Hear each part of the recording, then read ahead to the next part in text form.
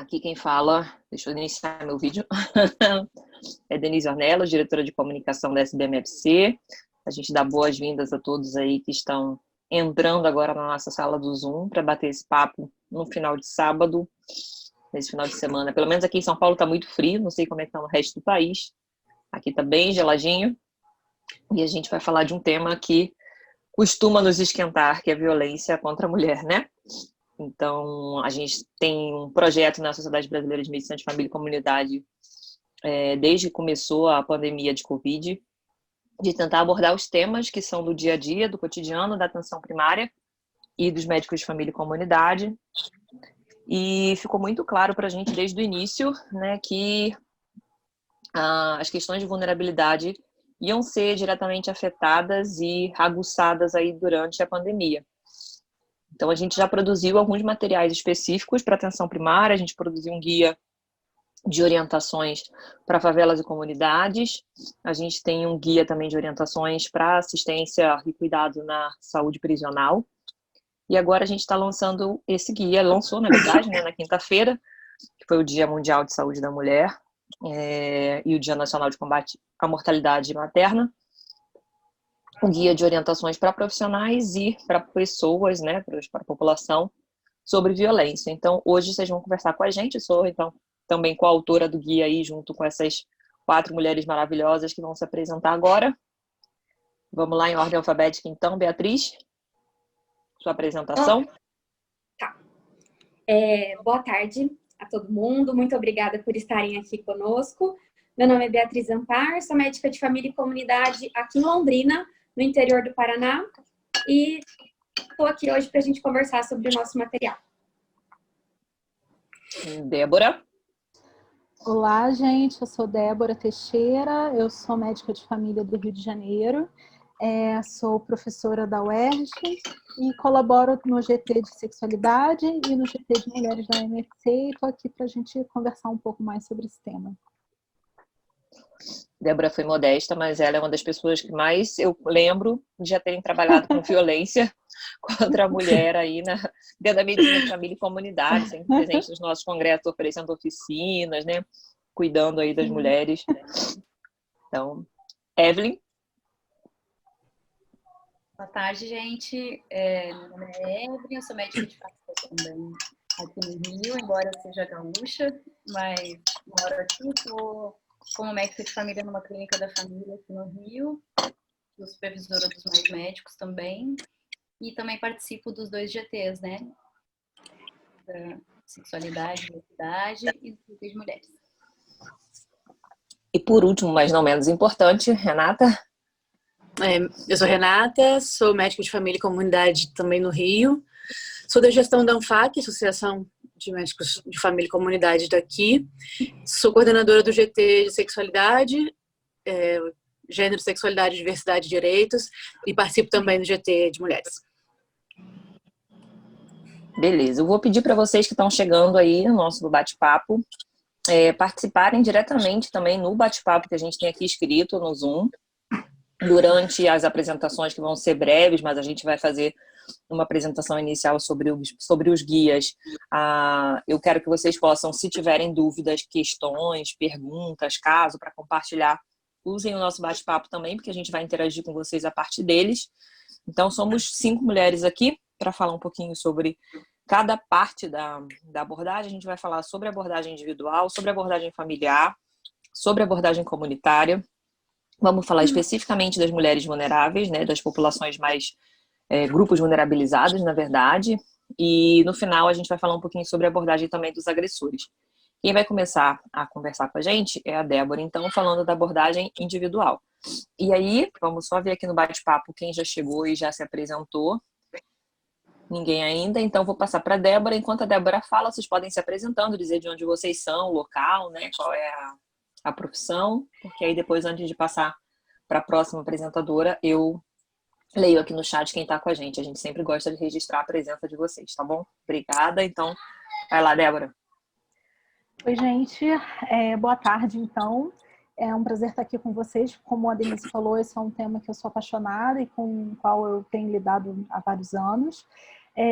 Então, a gente tem 2 materiais que a gente desenvolveu, tanto para apoiar os profissionais da atenção primária, quanto um cartilha, um manual, um documento que é sobre população geral.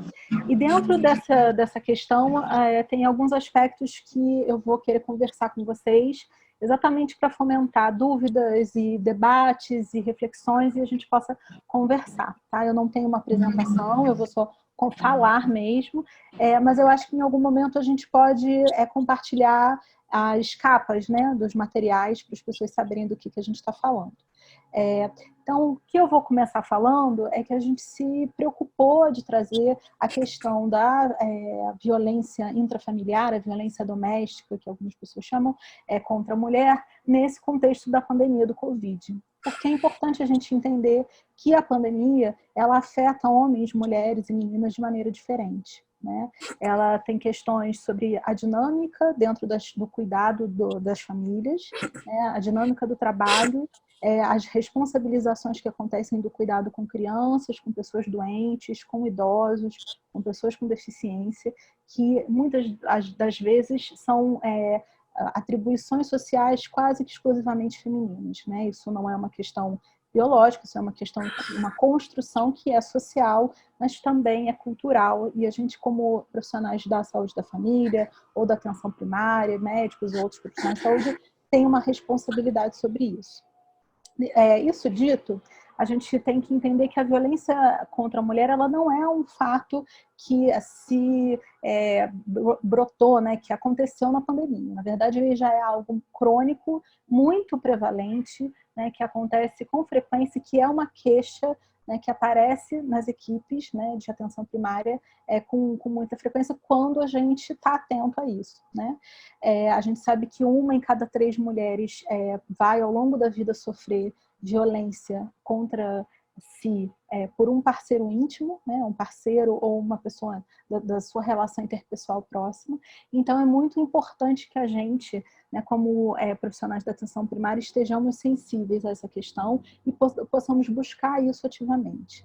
A questão da pandemia, a gente vai conversar bastante isso ao longo do tempo, exacerba tudo isso, né, porque as pessoas confinadas, as pessoas com dificuldades financeiras, as pessoas consumindo mais álcool e outras substâncias, isso vira como se fosse uma panela de pressão para essas situações que já aconteciam antes, né?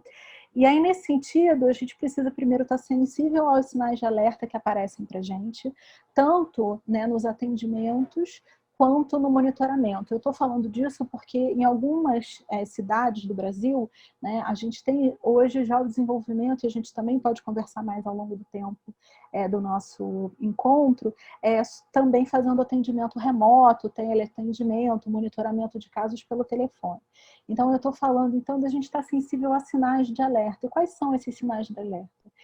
Mulheres ou meninas ou crianças que chegam com queixas inespecíficas e que não têm uma história muito compatível, com lesões, né, incompatíveis com uma história clínica. Então, aí eu posso estar falando de lesões tanto físicas como questões de queixas, né, sexuais ou reprodutivas que são incompatíveis com aquela história. Então, algo não está batendo ali.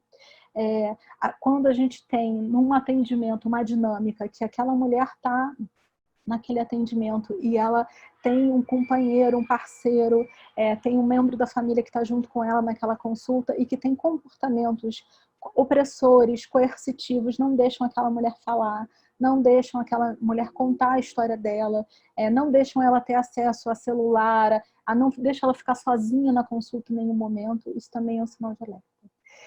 Especificamente na dinâmica que a gente está vivendo hoje da pandemia, os processos do isolamento social serem usados também como mote de manipulação, como mote de chantagem, também para aumentar a opressão e coerção contra essa mulher. Então, ela não pode sair de casa por conta da pandemia, ou então ela ser ameaçada, né, de ficar doente, de ser contaminada.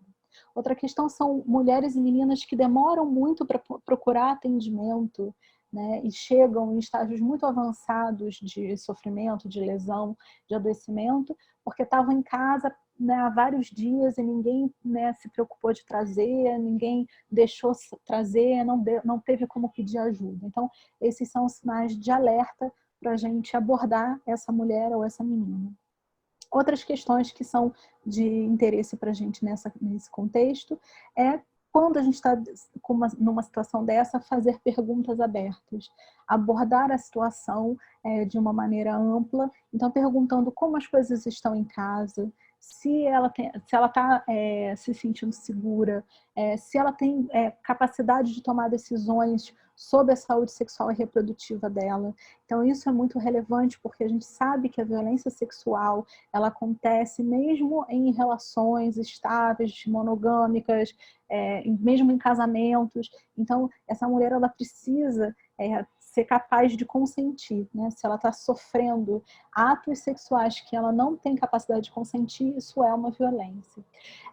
Existem vários outros tipos de violência, a gente também pode conversar sobre isso ao longo do nosso encontro, mas a gente precisa estar atento a essas questões da violência sexual, da violência física, da violência psicológica, também a questão da capacidade dessa mulher de poder acessar amigos, poder acessar outros parentes, poder falar com as pessoas, tudo isso chama atenção. Então, inicialmente a gente precisa abordar, estar atento, estar ali se perguntando se é possível que essa situação que se apresenta para nós tenha a ver com violência. A outra questão é aquelas mulheres que a gente já sabe que sofrem violência, porque também sabemos que violência é uma situação que é crônica, né? Muitas famílias apresentam situações crônicas de violência. A Beatriz vai falar um pouquinho mais sobre isso quando for falar sobre abordagem familiar, mas é muito importante que a gente esteja atento às famílias que estão em situações já crônicas de violência, que no contexto que a gente está da pandemia, de isolamento, de distanciamento, essa violência pode escalonar muito rapidamente. Então, que a gente tem que ativamente perguntar como é que estão as coisas, ligar e perguntar e monitorar essas famílias que a gente já sabe. E nessas famílias, ou nessas mulheres que a gente já sabe que estão vivendo violência, ou aquela mulher que chega para nós e que relata essa situação de violência, a gente precisa ter algumas estratégias. A primeira delas é acolher essa mulher com uma escuta que seja atenta, que a gente possa validar essa situação de violência, porque muitas vezes essa mulher ela se sente com vergonha, ela se sente desesperançada, ela se sente sozinha, como se ela fosse a única mulher que sofresse violência. E muitas vezes ela já passou por situações de sofrer uma abordagem inadequada por outros profissionais de saúde, de ter sido humilhada pela própria família quando ela foi pedir ajuda. Então, a gente ter uma escuta atenta, uma escuta acolhedora é muito importante. Então, validar que essa situação ela é uma situação de violência, que é uma situação de sofrimento também importante. E aí, a gente também pode falar mais disso um pouquinho à frente e explorar mais essa questão, mesmo quando essa mulher não nomeia aquilo como violência, porque às vezes ela chega, poxa, aconteceu uma coisa ruim na minha casa, eu briguei com meu marido, ele me empurrou, e aí ela não nomeia aquilo como violência porque a gente sabe que é um tabu. Falar sobre violência, principalmente a violência intrafamiliar por um parceiro ou uma pessoa com que a gente tem um afeto, é difícil. A gente precisa, então, entender quais são as necessidades daquela mulher, porque quando a gente, como profissional, escuta que uma mulher está sofrendo violência, a gente fica ansiosa e muitas vezes a gente quer agir muito rapidamente, a gente quer fazer algo que às vezes não é o adequado para aquela mulher, então a gente precisa ouvir o que ela quer. Às vezes ela só quer desabafar, às vezes ela precisa de ajuda mesmo para sair daquela casa, às vezes ela precisa de uma roteiro e um plano. Por fim, a gente precisa ajudar essa mulher a construir um plano de fuga. E esse plano, né, um plano de segurança, né, porque a gente precisa, quando vai conversando com ela e avaliando essas necessidades, saber do risco. Né? Existe um risco iminente, um risco real de vida dessa mulher sofrer uma violência muito grave? Pode ser que sim, pode ser que não. E esse plano tem que abarcar essas necessidades. Né? Esse plano precisa ser preciso, ele precisa ser específico, ele tem que envolver os recursos da comunidade em que a gente está. Né? E aí a Evelyn vai falar mais sobre isso quando for falar sobre abordagem da comunidade. Mas é importante que a gente não dê informações genéricas. Né? A gente hoje aqui vai falar de algumas questões mais genéricas porque a gente está falando com pessoas do Brasil todo, mas cada um de nós está inserido num estado, numa cidade, numa região sanitária e a gente precisa saber os recursos que a gente tem ali. Por fim, a gente precisa monitorar esse caso, né? Porque, como eu falei, como a gente está escalonando essa situação muito rapidamente, a gente tem observado que as situações elas têm virado muito rápido. Pode ser que uma situação que foi até uma agressão verbal hoje, amanhã é uma agressão física e no terceiro dia é um feminicídio. Então, a gente precisa ter um esquema dentro das equipes, né, de pensar sobre isso, monitorar e acompanhar esses casos. Seja remotamente, seja com visitas, seja com reavaliações, usando estratégias que sejam possíveis. Pode ser que essa reavaliação seja um telefonema formal para saber como a família está, ou usar outros recursos, usar a vacinação de crianças, usar o cuidado de saúde da mulher, do pré-natal, cuidados de monitoramento, inclusive, da própria questão da Covid, né? Usando as estratégias necessárias para que essa mulher possa ter acesso ao sistema de saúde. E a gente não pode, né, não valorizar, desvalorizar a nosso papel, porque muitas vezes, principalmente nesse contexto de isolamento social, nós somos o único recurso que essa mulher vai poder acessar, né? A gente sabe que as delegacias, o CREAS, as redes de proteção social estão com funcionamentos alternativos por causa da pandemia, e muitas vezes essa mulher não vai conseguir acessar. Então, acho que por enquanto é isso, eu não quero me alongar mais, tem muito mais coisa para a gente falar sobre esses aspectos. Acho que a gente pode voltar a falar mais tarde também sobre abordagem remota e falar sobre teleatendimento e falar um pouco de estratégias para quando a gente está fazendo esses monitoramentos pelo telefone, mas agora eu vou passar para os meus colegas para a gente ir avançando e a gente vai se complementando aí ao longo da conversa. Obrigada. Obrigada, Débora. Uma coisa que você falou, né, muitas vezes a mulher acha que ela é a única que está sofrendo aquela situação por vergonha, né, mas também muito por culpa, né, acho que é uma coisa muito recorrente, principalmente nesse tempo de pandemia, as mulheres elas estarem carregando aí essa culpa de não estarem dando conta, não tá dando conta da casa, não tá dando conta do trabalho, não tá dando conta das crianças, e muitas vezes a gente tem essa situação, às vezes, do parceiro íntimo também tá vulnerável, ou mais vulnerável do que já era nesse sentido também. E aí, quando a gente fala disso, vulnerabilidade, não está falando especificamente aqui de classe social, não, gente. A gente está falando de vulnerabilidades no sentido até do indivíduo que tem medo do que vai acontecer com ele, do que já é hipertenso, do que é diabético, do que acha que vai morrer, do que não acha que vai perder o emprego, né? Então, todas essas vulnerabilidades, claro que elas têm graus diferentes e tem um recorte social, tem um recorte de raça, tem um recorte aí que a gente, né, tem até de gênero, de orientação sexual. Isso não acontece só com parceiros e parceiras. A gente no guia o tempo inteiro fala sempre da questão da masculinidade, do patriarcado, do machismo, porque a gente sabe que a grande fonte de violências é realmente a violência do homem contra a mulher, mas a gente sabe que existem violências entre parceiras íntimas também, então a gente não pode esquecer nunca também dessa nuance, porque senão a gente fica só falando isso e a gente só pensa, quando as palestrantes estão falando, naquele estereótipo, né, da mulher que chega com o olho roxo porque caiu da escada e foi o marido que bateu. E a gente sabe que não é assim. Muitas vezes a violência ela acontece, inclusive, o pai da mulher pode estar promovendo essa violência com ela, seja ela uma mulher lésbica, seja ela uma mulher heterossexual, por N motivos. A mãe dessa mulher também pode estar promovendo uma violência com ela, principalmente se ela for a provedora da casa, se ela for aquela pessoa que tem que sair, ou se não for também, se for aquela que tem que teoricamente estudar, que teoricamente era quem ia conseguir sair de casa por algum outro motivo, né? Então a gente tem N violências que precisam ser abordadas, inclusive a violência contra as crianças e contra as adolescentes, as mulheres também. Então, a gente está aqui para tentar ampliar um pouco desse olhar e falar um pouco disso. E a próxima colega que vai contar, então, para a gente aí um pouco do que está no guia sobre essa abordagem no campo da esfera familiar é a Beatriz Ampar, tá bom? E aí eu vou ler aqui rapidinho para vocês quem é que está no nosso chat aqui. Ó. A gente tem Ludmila, que é farmacêutica, da Residência Multiprofissional de Saúde da Família da UEL. A gente tem Mara, que é professora da UFRB e da coordenação da residência lá, falou que lá tá frio, 23 graus. Mara, isso não é frio. Definitivamente, isso não é frio. A Amanda, é acadêmica de medicina de Campo Grande, Mato Grosso, falando que incrível só ter mulheres em debate, quanta representatividade. Ana Paula, residente de medicina de família no Rio de Janeiro. Marta Sato, médica, trabalhando com população de risco atualmente numa AMA e numa UBS em Sapopemba, São Paulo. Rita Helena, né, médica de família e comunidade do Rio, ouvindo e aprendendo com essas mulheres incríveis. Até parece que a gente também não aprende, né, com Rita o tempo inteiro. Karine, médica de família em São Paulo. Euclides, médico de família em Poços de Caldas. Finalmente um homem, tá vendo? Tem homem também que quer debater. Mariane, residente de medicina de família do Rio, já tá falando que o material tá muito bom, dando parabéns. Tchela, médica de família, e tá falando aqui de outras formas de violência também.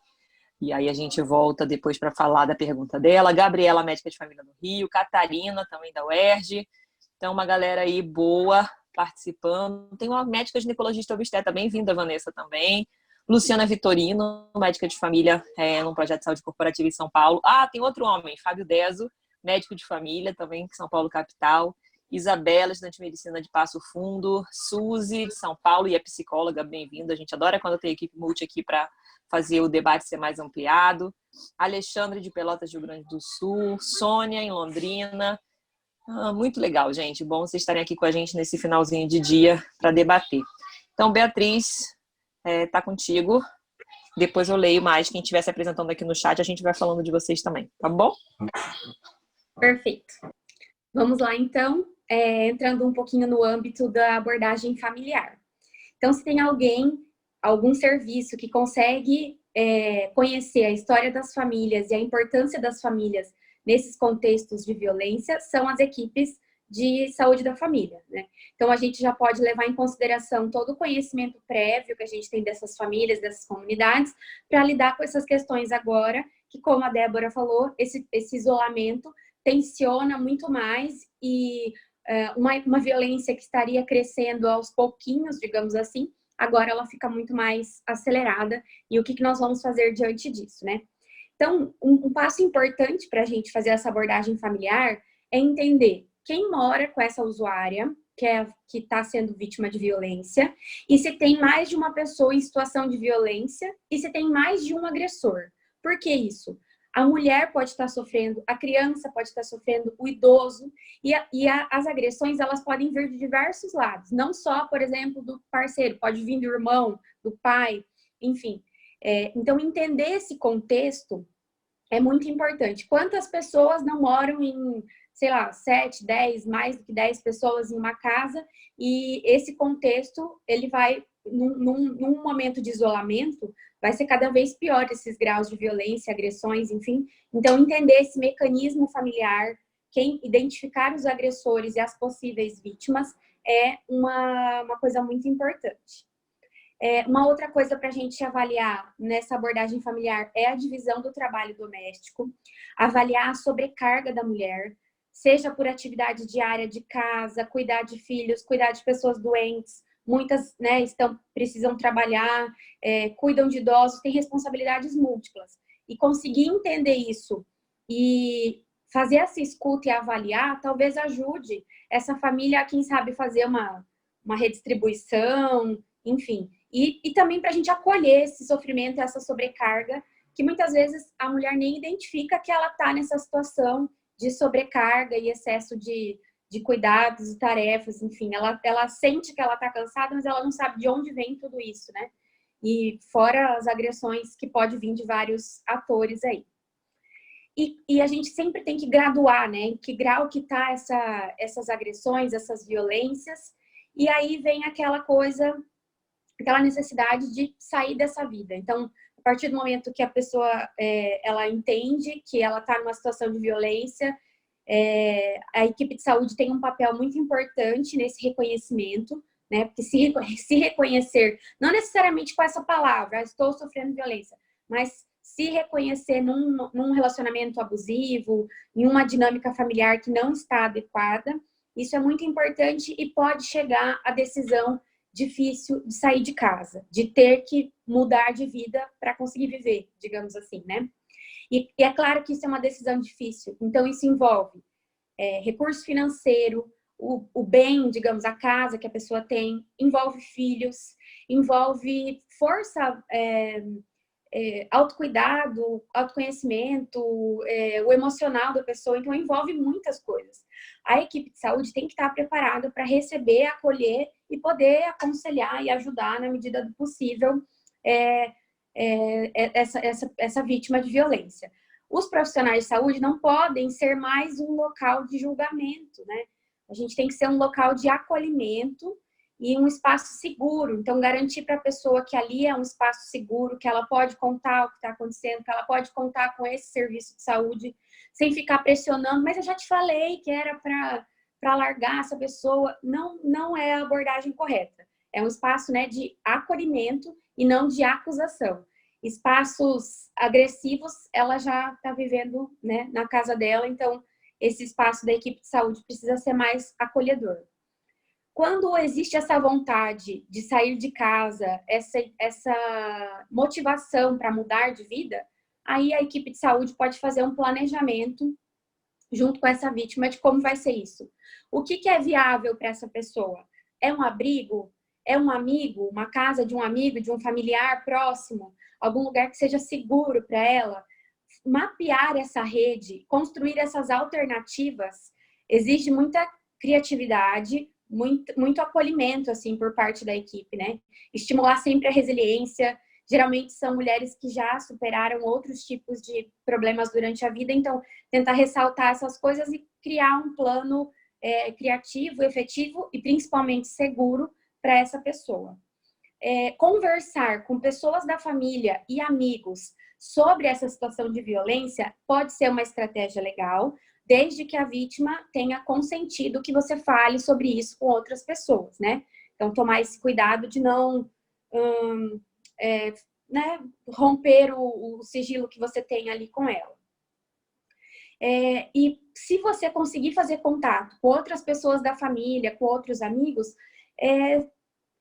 orientar essas pessoas que o que elas puderem fazer por essa mulher é válido. Então, seja uma conversa, acompanhar no serviço de saúde, acompanhar na delegacia para fazer a denúncia, porque não é uma coisa fácil. Quantas vezes a gente escuta alguém que teve coragem e iniciativa e de ir lá, e daí chegou lá e voltou. Então, essa companhia, esse apoio, essa força é muito importante.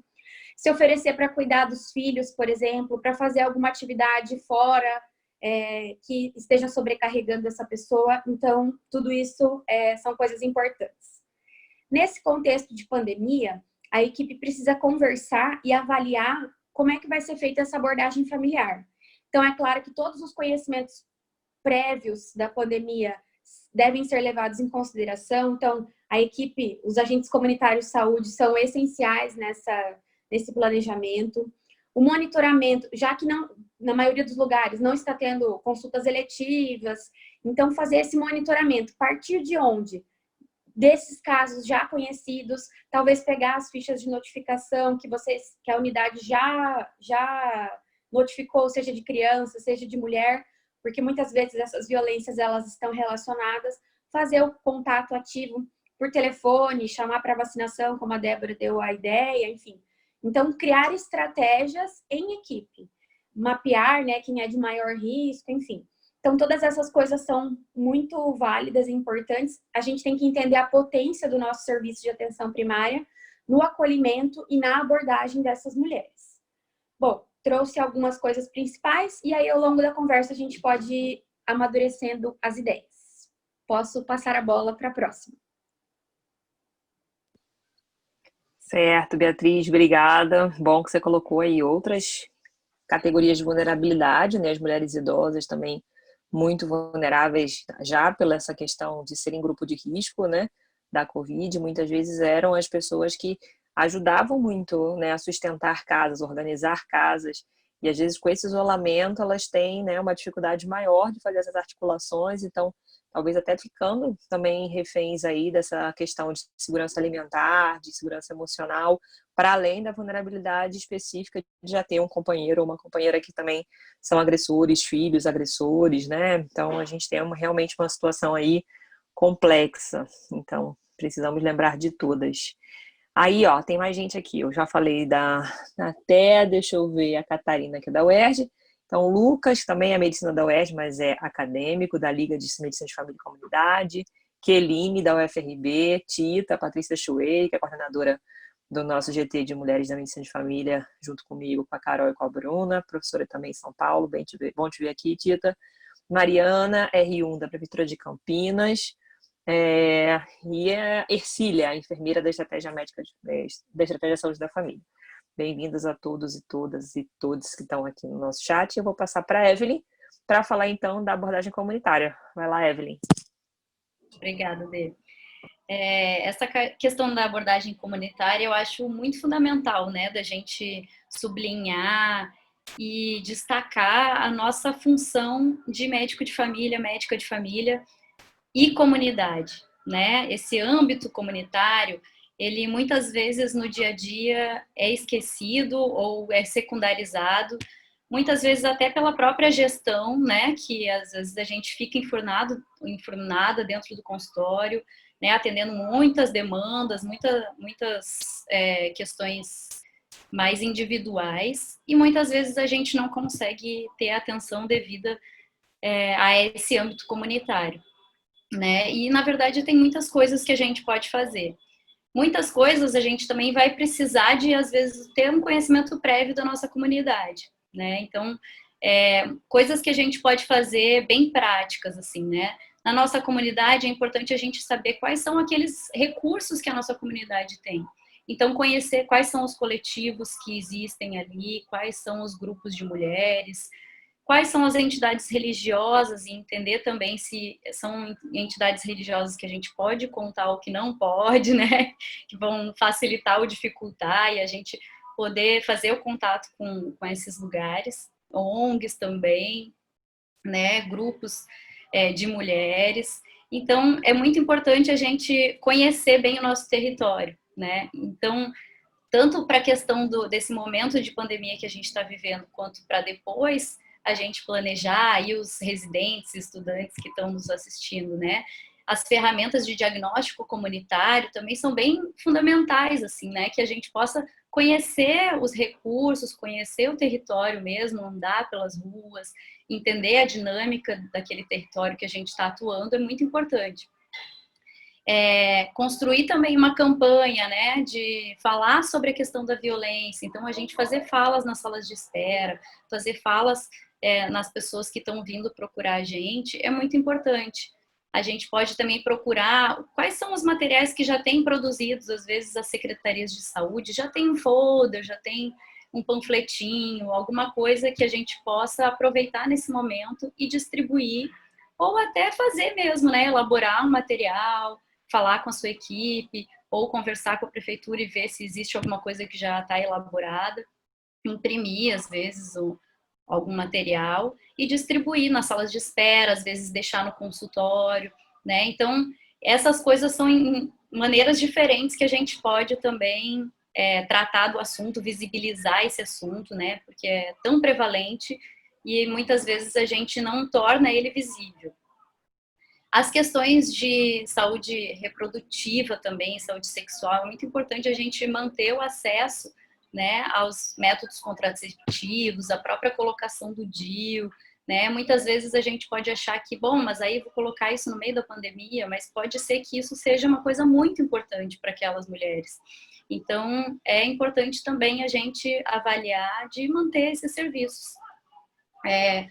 Outras coisas que são importantes é a gente estimular no nosso território as lideranças locais que a gente já conhece, as pessoas que a gente sabe que têm uma voz na comunidade, e estimular ações de solidariedade, de autoajuda, né, que as mulheres possam se juntar para se ajudar, né, ver quem é que está mais vulnerável, quem que está precisando mais de ajuda, e estimular esse tipo de ação também é uma coisa importante. Conhecer quais são os serviços que a gente dispõe no nosso município, né? Como o nosso material ele é nacional, a gente não colocou coisas mais particulares de cada cidade, mas sempre é importante, assim, ver quem são outros médicos de família da sua cidade, né? Quem são as outras pessoas que podem te ajudar a descobrir quais são os serviços que estão funcionando, né? Aqui no Rio, a gente tem alguns atendimentos remotos, tem o CIAM e o CEAM, que são os Centros de Referência de Atendimento da Mulher, que estão fazendo alguns atendimentos por telefone, estão fazendo até grupo no Zoom. Então, é importante a gente mapear esses serviços para quando aparecer essas mulheres na consulta, quando aparecerem essas demandas na consulta, a gente já saber, né? Então, a gente também tem que estar preparado. Uma coisa que Eu tinha uma professora que falava que a gente sempre estuda o guia de hipertensão, estuda o guia de diabetes, mas a gente muitas vezes não estuda, né, a questão da violência. Então, a gente também tem que se preparar para isso, né? Então, saber mapear quais são os serviços que estão funcionando, ter, às vezes, o contato de alguém que trabalha nesses serviços, que possa facilitar, né, o encaminhamento, o atendimento, é importante. Também lembrar, né, gente, a gente sabe que isso não é, talvez, o principal, mas é muito importante a gente falar do Disque 180, né, porque a gente precisa de divulgar esse número, divulgar que as pessoas saibam que podem ligar, que é um serviço que funciona 24 horas por dia. Então, falar para as mulheres, né, que elas podem ligar, que elas podem acessar e que nesse serviço também as pessoas vão saber orientar ela onde procurar ajuda também nos momentos que a clínica não está funcionando. Então, essa questão dos números de ligação também são importantes. 190 para a polícia se é uma questão de emergência, o Disque 100 também para a questão da denúncia de racismo. Aí a Renata também vai falar um pouquinho mais dessa parte. Então, essas coisas são importantes. Quando a gente fala da questão de violência e fala um pouco de denúncia, é sempre importante a gente pontuar uma coisa que sempre aparece nas oficinas, né, Débora? Que é a questão da denúncia, denunciar ou não denunciar, notificar ou não notificar, né? Isso precisa ficar muito destacado, que o nosso papel enquanto profissional de saúde é sempre notificar a questão de violência, que a notificação ela é compulsória e que o documento da notificação ele é enviado para a Secretaria Municipal de Saúde, para a vigilância, né? Ele é um documento de vigilância. Então, ele não é um documento que tem a ver com a polícia ou com a justiça. E a gente percebe que as pessoas têm ainda muita confusão com esses termos. Então, a notificação ela é obrigatória e ela é um instrumento de saúde. Se a gente for olhar o documento da notificação, a gente percebe que ela ajuda a gente a mapear algumas questões de risco, a entender um pouco como é que está a situação e, às vezes, perguntar coisas que, às vezes, a gente não lembra de perguntar. Então, o documento da notificação, ele pode ser até útil, né, para a gente fazer essa abordagem, ajudar a gente na abordagem.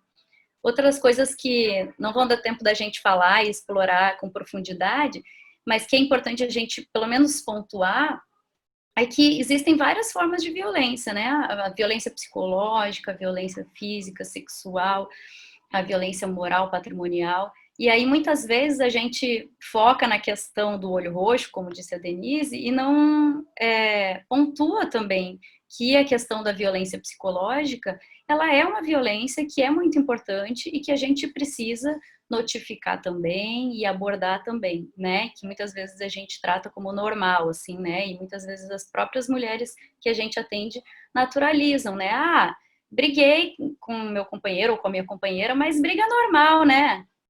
Então, acaba naturalizando, então o nosso papel também é, às vezes, de problematizar isso.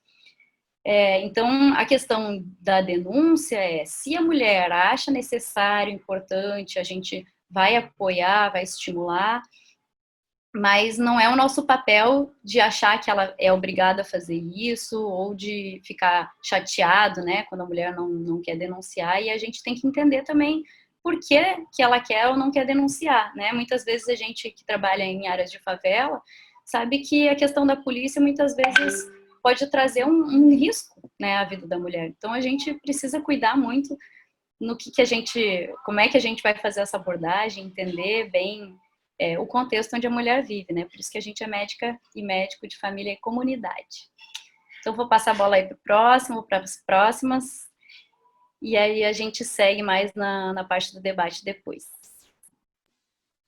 Tá ótimo, Evelyn, muito obrigada. Então, vou passar já a bola para a Renata, que está ali esperando para falar dos grupos, né, vulnerabilizados.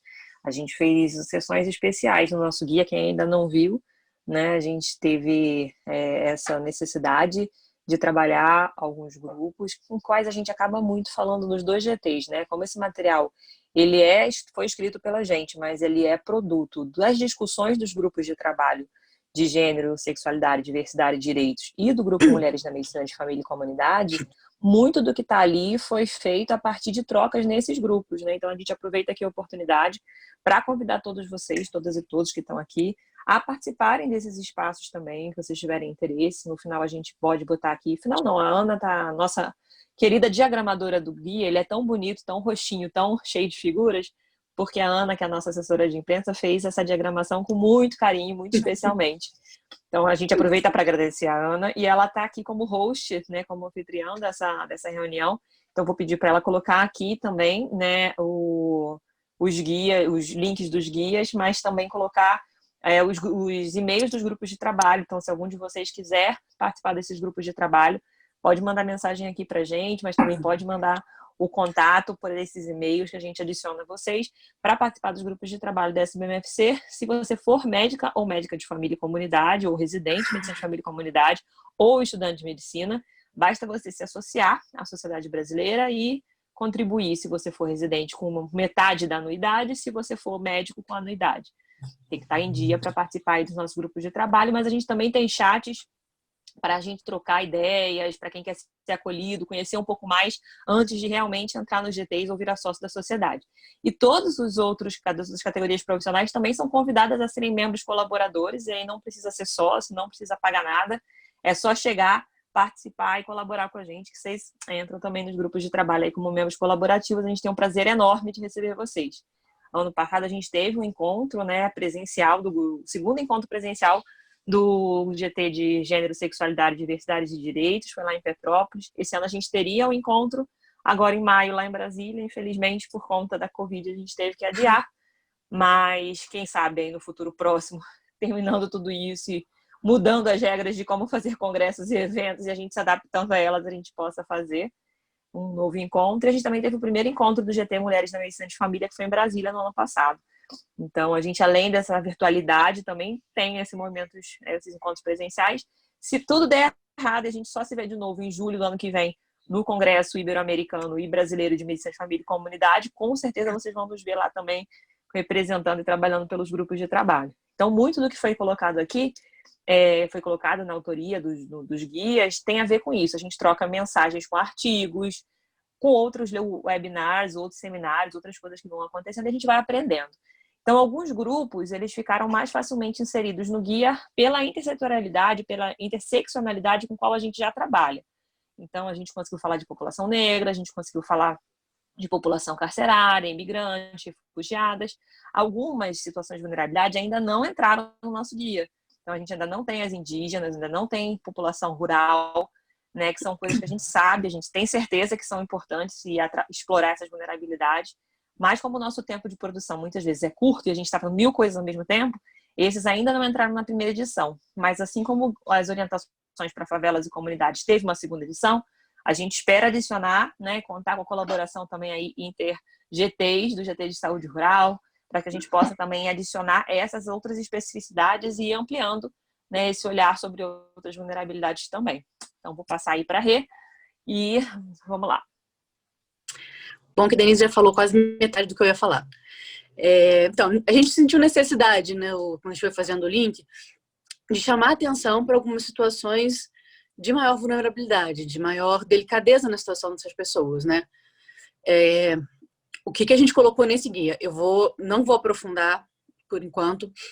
A gente colocou situação específica de mulheres lésbicas e bissexuais. A gente falou de mulheres transexuais.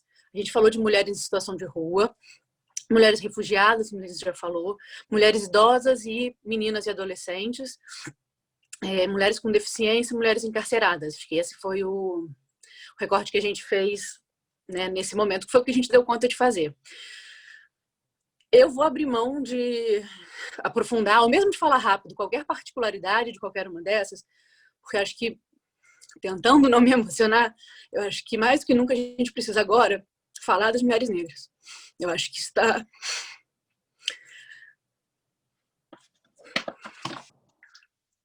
Acho que a gente está num momento que isso não pode não ser falado. Essas mulheres estão no dia a dia, já partindo de uma situação muito mais violenta. Você está falando sua opinião ali atrás, né? uma situação muito mais violenta, né? São mulheres que estão sofrendo com racismo o tempo todo, que já têm, né, elas partem de um lugar em que elas sabem que elas já estão sofrendo mais violência, elas sabem que ela tem um acesso mais difícil, um acesso pior ao sistema de saúde. Elas partem de um medo frequente, né, dos seus filhos na rua, de usar máscara. Então a gente parte de um lugar completamente diferente. Tanto que a gente vê que, né, o número de casos de violência e de feminicídio estão diminuindo no Brasil desde a aprovação da Lei Maria da Penha e entre mulheres negras, e continua aumentando. Eu acho que a gente precisa falar cada vez mais.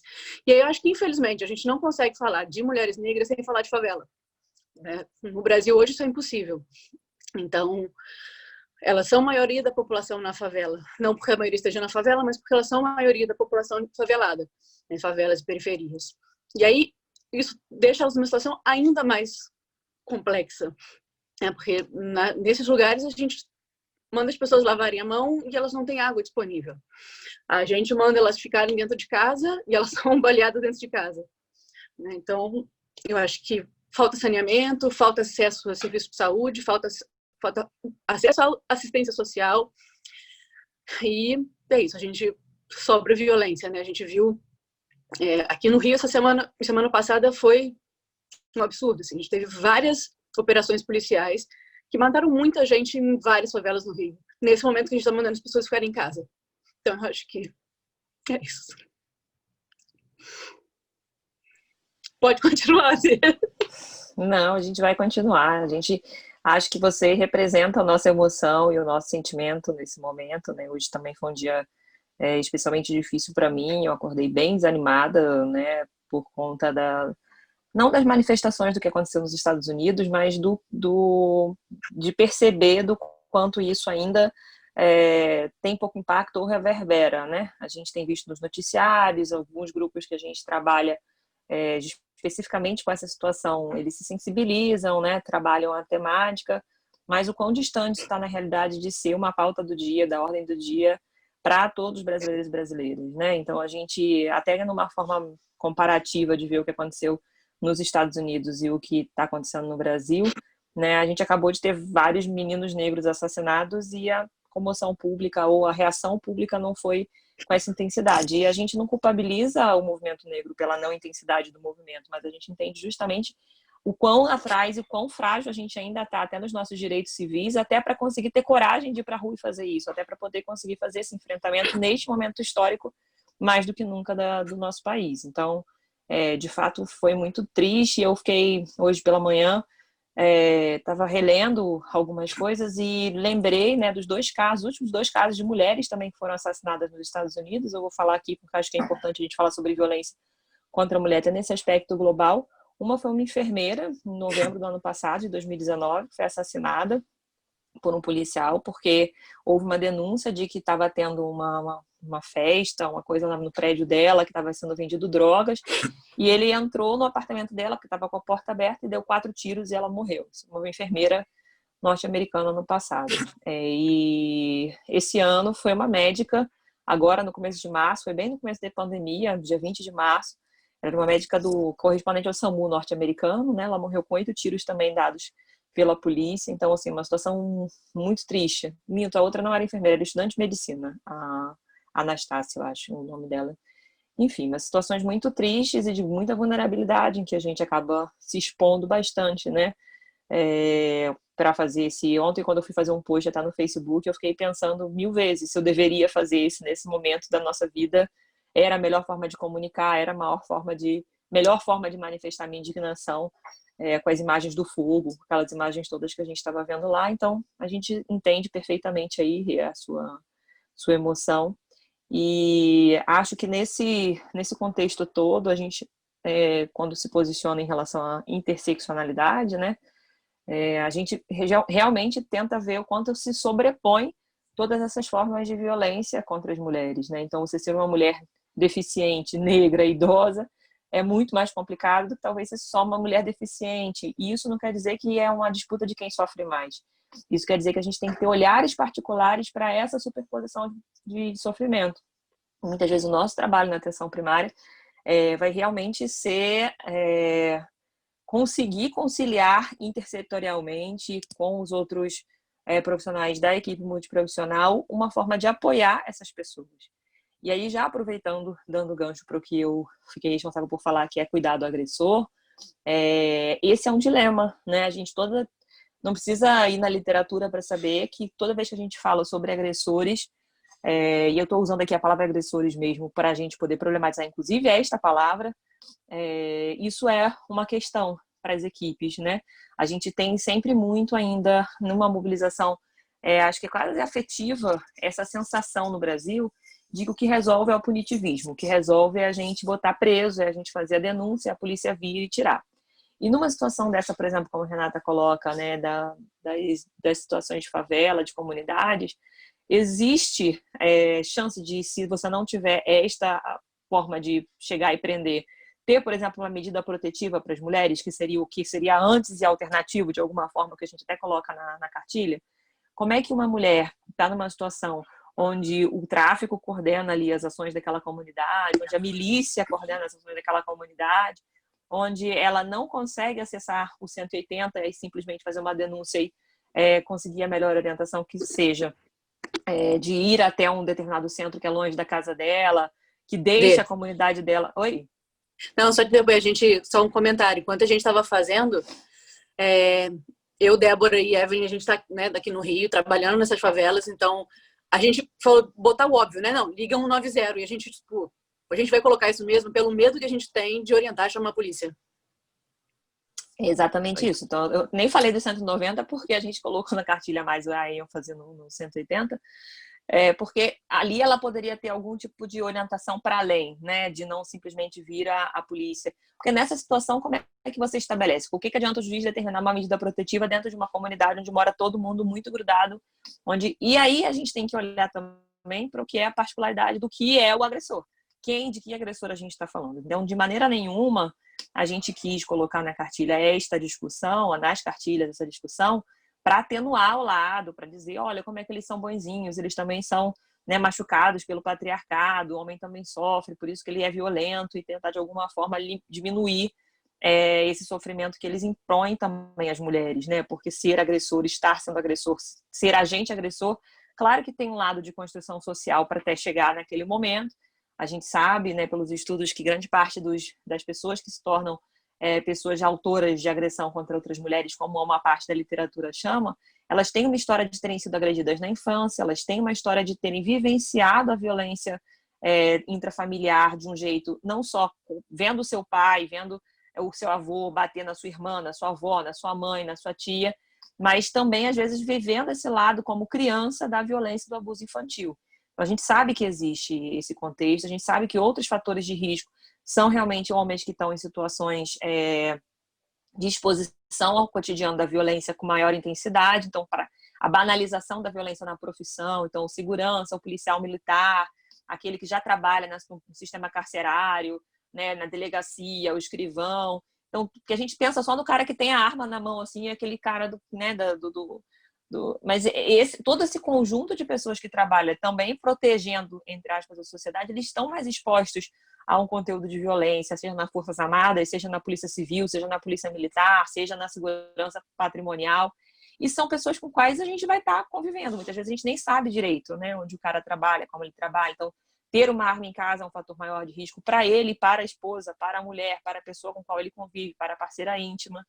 Né? E a gente tem aí, então, indícios anteriores até da própria denúncia ou indícios antes da mulher chegar com o olho roxo, como a gente estava falando, de que a gente também está convivendo com esse agressor na atenção primária. A gente trata esse agressor em muitas medidas. E como é que a gente chega e consegue falar com ele sobre isso? Então, usando o exemplo que a Lei Maria da Penha coloca, né, de além de ter a pena para privação de liberdade, e além da gente ter as medidas protetivas que fariam esse afastamento do agressor, do homem autor de violência, ou do parceiro que está provocando essa violência íntima, que podem ser nomenclaturas diferentes de acordo com a literatura que você for consultar, existe a possibilidade de você ter os centros de recuperação. É previsto na Lei Maria da Penha que a gente tenha um investimento também público nessa organização de cuidado para esses homens no sentido da reabilitação, que não seria uma reabilitação classicamente, como a gente pensa nos níveis de prevenção tradicionais, mas um processo de cuidado também dessas pessoas para que eles consigam entender, né, elaborar o seu sentimento em relação à vítima, elaborar os seus sentimentos em relação a si próprios e tentarem fazer essa virada, essa mudança de conduta a partir desta nova forma de pensar, desse novo olhar. Então, infelizmente, essa é uma coisa que não existem, né? Muitos no Brasil, a gente sabe que tem uma escassez muito grande. Grande parte, inclusive, do movimento de mulheres é contrário que essa seja uma medida priorizada ou incentivada pelos governos, uma vez que a gente também tem pouquíssimas casas de apoio, a gente tem pouquíssimo investimento em construir alternativa para essas mulheres, né? Geralmente é uma situação bem traumática, pós-medida protetiva, quando se decide que essas mulheres vão ser afastadas de casa, quando elas vão ficar em programas de proteção à vítima ou à testemunha, elas têm que mudar de nome, mudar de emprego, mudar de endereço, muitas vezes se afastar da própria família, do seu círculo de convivência. E isso não tem, né, muitos centros no Brasil que forneçam, que deem esse apoio, que promovam isso realmente como segurança. Geralmente isso é feito com muito desgaste, depois de muitas medidas, depois de muitas vezes, né, o próprio sistema de saúde ou de assistência social juntos estarem fazendo medidas cautelares, tentativas e, né, convencimento dessas mulheres. Então é um processo muito árduo. Poucas conseguem, e as que conseguem já conseguem também dentro de um limite de desgaste físico e mental, psicológico muito intenso. Então, algumas pessoas, né, alguma parte do movimento feminista, inclusive, é contrário que se invista nessas medidas de recuperação dos agressores, dos autores de violência. Por outro lado, a gente na atenção primária convive de perto com esta realidade das mulheres não querendo abrir mão dos seus relacionamentos, né? A gente até coloca na cartilha em determinado ponto, né? Para que as equipes tenham muito cuidado para não serem mais umas a agredir essas mulheres, porque muitas vezes existe uma situação até de exaustão das próprias equipes, como é um assunto que mobiliza muitos recursos, de que, olha, a gente fez tudo que podia para essas mulheres e, olha só, ela não quer sair de casa. Será que ela gosta de apanhar? Né? O que está acontecendo aí? Então, mesmo quando a gente está falando isso, na ausência dessas mulheres, a gente tem que ter a consciência de que outras mulheres da equipe podem estar em situação de violência. E essa fala vai estar justamente reforçando que a mulher é que é a culpada, que a mulher é que gosta de apanhar, que ela não sai da situação porque ela quer. E aí a gente sabe que existem esses agressores, então, no nosso meio. Daí a gente pesquisando, colocando na literatura alternativas, viu dessa possibilidade de, dentro da atenção básica, usar outros tipos de grupos de homens para chegar no assunto da violência. Geralmente, os grupos de homens, eles trabalham muito com os aspectos da integralidade, mas voltados para o corpo do homem, né? Para o autocuidado, para principalmente essas questões relacionadas ao etilismo, ao tabagismo, mas de forma muito tímida aborda essa questão dos relacionamentos com as parceiras, se eles estão felizes nos relacionamentos. Quando fala alguma coisa sobre sexualidade, geralmente é só oferta de preservativo ou oferta de anticoncepção masculina, no caso da vasectomia. Então, a gente fez uma sugestão de que esses grupos eles tragam esse componente da violência de gênero, não só no campo do que foi já produzido de violência, mas do que já foi sofrido de violência. Então, a gente acha que é importante que a gente lembre, né, não só no aspecto da pandemia, mas durante todo o trabalho que a gente faz na atenção primária, de que esses homens eles não são homens só quando eles estão adultos, eles são homens desde que eles são crianças, porque eles estão sendo construídos socialmente num ambiente que promove que eles brinquem de super-heróis, polícia e bandido, em que para eles é permitida a agressão, em que para eles, logo no começo da adolescência, puxar o sutiã da menina, passar a mão na bunda, né, fazer aquelas brincadeiras que todas nós mulheres já vivenciamos ou vimos serem vivenciadas ao longo da nossa infância e adolescência, elas são permitidas. E junto a essa violência de gênero também se soma a violência relacionada à LGBTfobia, né? Então a gente sabe que esses meninos, eles geralmente começam a praticar a lesbofobia bem cedo. Eles começam a ser homofóbicos bem cedo nas escolas. E não podemos chamar isso de bullying. Não é só, tipo, tem quem está sofrendo bullying e o autor do bullying. Não, a gente tem que nomear os tipos específicos da violência, inclusive para fazer esse reconhecimento de quando há um recorte de violência de gênero. E eles precisam ser expostos bem cedo a esse tipo de conteúdo. Então, também não dá para só fazer saúde nas escolas para ensinar sobre alimentação saudável, o que é menstruação, como respeitar o seu parceiro, sua parceira, né, quando você está junto num relacionamento. Não, a gente tem que pensar nas dimensões que isso tem na sociedade, nessas relações que a gente vai criando. E como a gente vai cobrar desses homens mais tardiamente que eles não sejam coniventes com a violência de outros homens. Que eles vejam um colega, vejam um amigo praticando uma violência e sejam capazes de colocar para esse amigo, ô, cara, isso não tá legal, você não tá fazendo a coisa do jeito certo, você tá precisando de apoio, tá precisando de ajuda, quer conversar sobre isso? Né? E não só de uma forma de achar que ele também vai ser o cara que vai denunciar o colega, vai denunciar o amigo, porque isso a gente sabe que é muito mais difícil da gente conseguir ou da gente alcançar num processo só educativo da sociedade. Né? Então, tentando abrir um pouco mais essa amplitude de como lidar com essas situações, a gente colocou lá 2 artigos, né, da American Family Physician, que são artigos que estão em inglês, obviamente, né, mas que dão uma base um pouquinho do que o médico de família é responsável, como é que ele pode fazer essa abordagem até no campo individual para esses homens, e também como ele pode levar isso para os grupos e para os contextos onde ele trabalhando em equipe poderia facilitar essa abordagem. Então, a gente colocou mais isso na cartilha no sentido de abrir aí as mentes. Na versão para a população, a gente tem usou o material do Ministério Público da Bahia, o material do Ministério Público do Distrito Federal e Territórios, que tem trabalhos específicos com homens, né? Então, que fazem tardes reflexivas, que fazem bate-papo com os homens e trazem esses assuntos também. E um desses materiais trazia lá um guia de como esfriar a cabeça, como conseguir respeitar mais a sua mulher, respeitar mais a sua parceira íntima, conseguir trabalhar essa dimensão dentro da relação. Então, a gente reproduziu isso lá, mas os links das cartilhas completas e integrais também estão no material, e a gente espera que seja de bastante serventia aí para pelo menos quem nunca trabalhou com o assunto já ter uma base, já ter um início, já saber de onde partir, certo? Então, essa era a minha contribuição. Vou voltar aqui para as perguntas, e aí a gente passa para a segunda parte do nosso bate-papo, certo? Bom, a gente tem aqui da Tchela. Sou médica MFC. Gostaria de pontuar uma outra forma de violência contra a mulher durante a Covid, que muitas vezes não aparece por estar como segredo de justiça. Mães médicas que são ameaçadas por ex-companheiros de perder a guarda de suas crianças e alteração da residência porque as mães médicas estariam contaminadas pelo Covid, porque todos os médicos estão, entre aspas, sick. Boa, Tchela. Vamos falar disso já, então, daqui a pouquinho. Vamos se dividindo aí, meninas. Quem quer falar do quê? O Carlos falando, há um grande impacto emocional e psicológico diante da suspeita de Covid. Afinal, diante de tantas notícias e restrições sociais, o medo da morte leva as pessoas ao pânico, principalmente as mães. Com certeza, a gente fica não só preocupado quando a gente acha que a criança tem Covid, mas quando a gente acha que ela vai ter qualquer coisa e vai pegar Covid se for para o hospital também. Então, tem essa pressão também aí de cuidado. E posso falar de cadeira, que essa semana minha filha teve um TCE e foi horrível. Aí, Alexandre, linkando com a fala da Evelyn, fundamental a territorialização, identificação de lideranças femininas, trabalhar com o mapa da equipe, identificar as famílias em risco de vulnerabilidade ou violência contra a mulher. Ainda trabalho com a CS, capacitar esses profissionais na identificação de situações de risco, bem como os sinais que a Débora abordou. Aí tem mais aqui a Ellen, que é nutricionista especialista em saúde da família, Ana Paula falando. Gurias, sobre notificação, minha dúvida é o tempo entre a notificação e o ocorrido. Se a mulher conta na consulta que sofreu uma violência há vários dias atrás, devo notificar? Ou apenas casos recentes? Parabéns e obrigada pelo trabalho.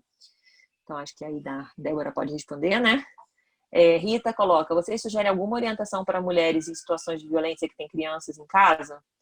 Isa para todos. Li sobre falsas redes de apoio, que dão a impressão que ajudam, mas não facilitam tanto o processo, como a Magazine Luiza promoveu agora, com um lembrete para simulação de compra em casos de violência, mas no fim a mulher cai na ligação e o suposto agressor veria o que se passa.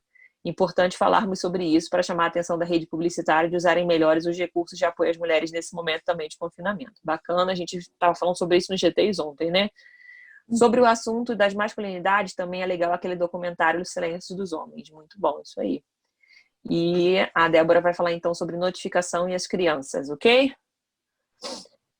Oi, gente. Vocês podem mandar mais mensagens aqui também, pessoal. A gente está esperando aqui. A gente tem até às 19 horas para conversar nesse bate-papo com vocês. Ótimo. Então, queria falar 2 coisas. Primeiro, sobre a notificação. A notificação ela pode ser feita a qualquer momento que seja oportuno. Essa questão do tempo, né? Como a Evelyn já tinha falado, a notificação ela não é uma denúncia, então não vai haver uma investigação sobre o fato. Ela, na verdade, vai ajudar a gente a organizar a vigilância epidemiológica, a gente ter números mais fidedignos sobre a questão da violência. A violência ela é entendida como um agravo de um agravo de saúde, né? E aí eu acho que uma coisa que a gente não falou aqui tão abertamente é muito importante, que a gente converse e investigue a violência sexual, inclusive para acesso ao abortamento legal, né? O abortamento legal, ele existe no país, né? Então a gente precisa, quando a gente chega a uma mulher, né, com queixas de violência, quando chega uma mulher que a gente tem suspeita de violência sexual, e inclusive durante, né, a abordagem de um TIG positivo, de um início de um pré-natal, da gente conversar sobre isso, se houve ou não violência sexual. Lembro que Denise fez uma oficina no nosso último seminário sobre gestação indesejada, não desejada. Então essa é uma questão, né, a notificação, como a Evelyn falou, ela tem um link, né, que a gente colocou no material, e ele pode nos ajudar muito, inclusive a investigar outras violências, né? A ficha fala sobre violência autoprovocada, ela fala sobre a violência contra a criança, violência contra idoso. Então é uma ferramenta que pode ser fomentar discussões dentro da equipe. Então não precisa ser no dia, no ato, porque você não vai lá investigar o que aconteceu com todos os detalhes. Você, na verdade, está notificando que aquela pessoa sofreu um agravo e você precisa que o seu sistema de informação da saúde esteja sensível a isso. E aí, quando a Rita pergunta sobre as crianças, eu acho que a gente tem duas questões importantes, Rita. Uma é quando a gente vai construir o plano com essa mulher, pensar como é que ela quer e como ela pode lidar com essas crianças, né? Então, se ela vai ficar com as crianças com ela, se ela vai deixar as crianças com algum outro membro da família, se ela vai dividir as crianças entre amigos e pessoas, e isso sendo um plano realista, né? A gente sabe que o ideal é que as crianças pudessem ficar juntas, que essa mulher pudesse ficar com as crianças se esse é o desejo dela, mas a gente precisa lidar com essas estratégias e principalmente perguntar. Mas tem um outro aspecto legal que é importante da gente falar, né, que Beatriz falou um pouco, Denise também, mas que eu acho que vale a gente voltar nele, que é quando a gente vai abordar as famílias, a gente investigar, né, se essa família, quem está sofrendo violência é apenas essa mulher ou se tem outras pessoas, porque a violência a gente pode entendê-la também como uma linguagem compartilhada dentro de uma família. E muitas vezes existe mais de um agressor. Então essa mulher, às vezes, ela é vítima de violência por esse parceiro ou parceira ou outros membros da família, mas ela também perpetua a violência contra as crianças. Então tem uma família que existem várias situações de violência acontecendo ao mesmo tempo. E aí a gente trabalhar com algumas estratégias de mediação de conflitos, de lidar com a questão do controle da raiva, da gente lidar com as situações, né, de redução de danos, porque quando a gente está falando sobre essas estratégias, existem várias reflexões que a gente tem e pode fazer do ponto de vista das ciências humanas, das políticas públicas, né, da nossa formação como profissional, mas a gente também está falando de estratégias concretas da parte assistencial, né? E aí, quando a gente está falando dessas estratégias concretas da parte assistencial, inclusive de falar, de não deixar álcool com acesso fácil, né, da gente da gente tentar fazer uma redução, o acesso a substâncias, né, drogas ou outras substâncias que se usem, que elas alteram o nível de consciência, dificultam esse autocontrole. Então, assim, a gente sabe hoje, é concreto, que o consumo de álcool aumentou, né, por conta do isolamento social e da quarentena. Outra coisa que a gente não falou ainda aqui, né, são muitas coisas, mas que é muito legal e importante da gente falar nessas famílias, nas situações mais crônicas de violência, e que aí envolve o cuidado com as crianças também, Rita, é em relação a pessoas que já sabem que sofrem de transtorno mental, que têm necessidade de uso de medicação, que têm as questões, né, de dificuldade de autocontrole, né, pode ser uma pessoa com transtorno bipolar, uma pessoa com transtorno psicótico, que estão ali naquele momento da quarentena com o adoecimento mais agravado, e que aí a equipe também precisa ter estratégias para lidar com isso, né, de mexer na medicação, de ter dose SOS, né. É claro que nada disso, como a Denise falou, justifica violência como um desfecho, mas isso de fato podem ser camadas desse processo que a gente, como médico de família, precisa estar atento, e que são estratégias concretas que podem fazer parte do plano que eu falei no início, né? Tanto num plano individual quanto num plano familiar. Então, se a gente tem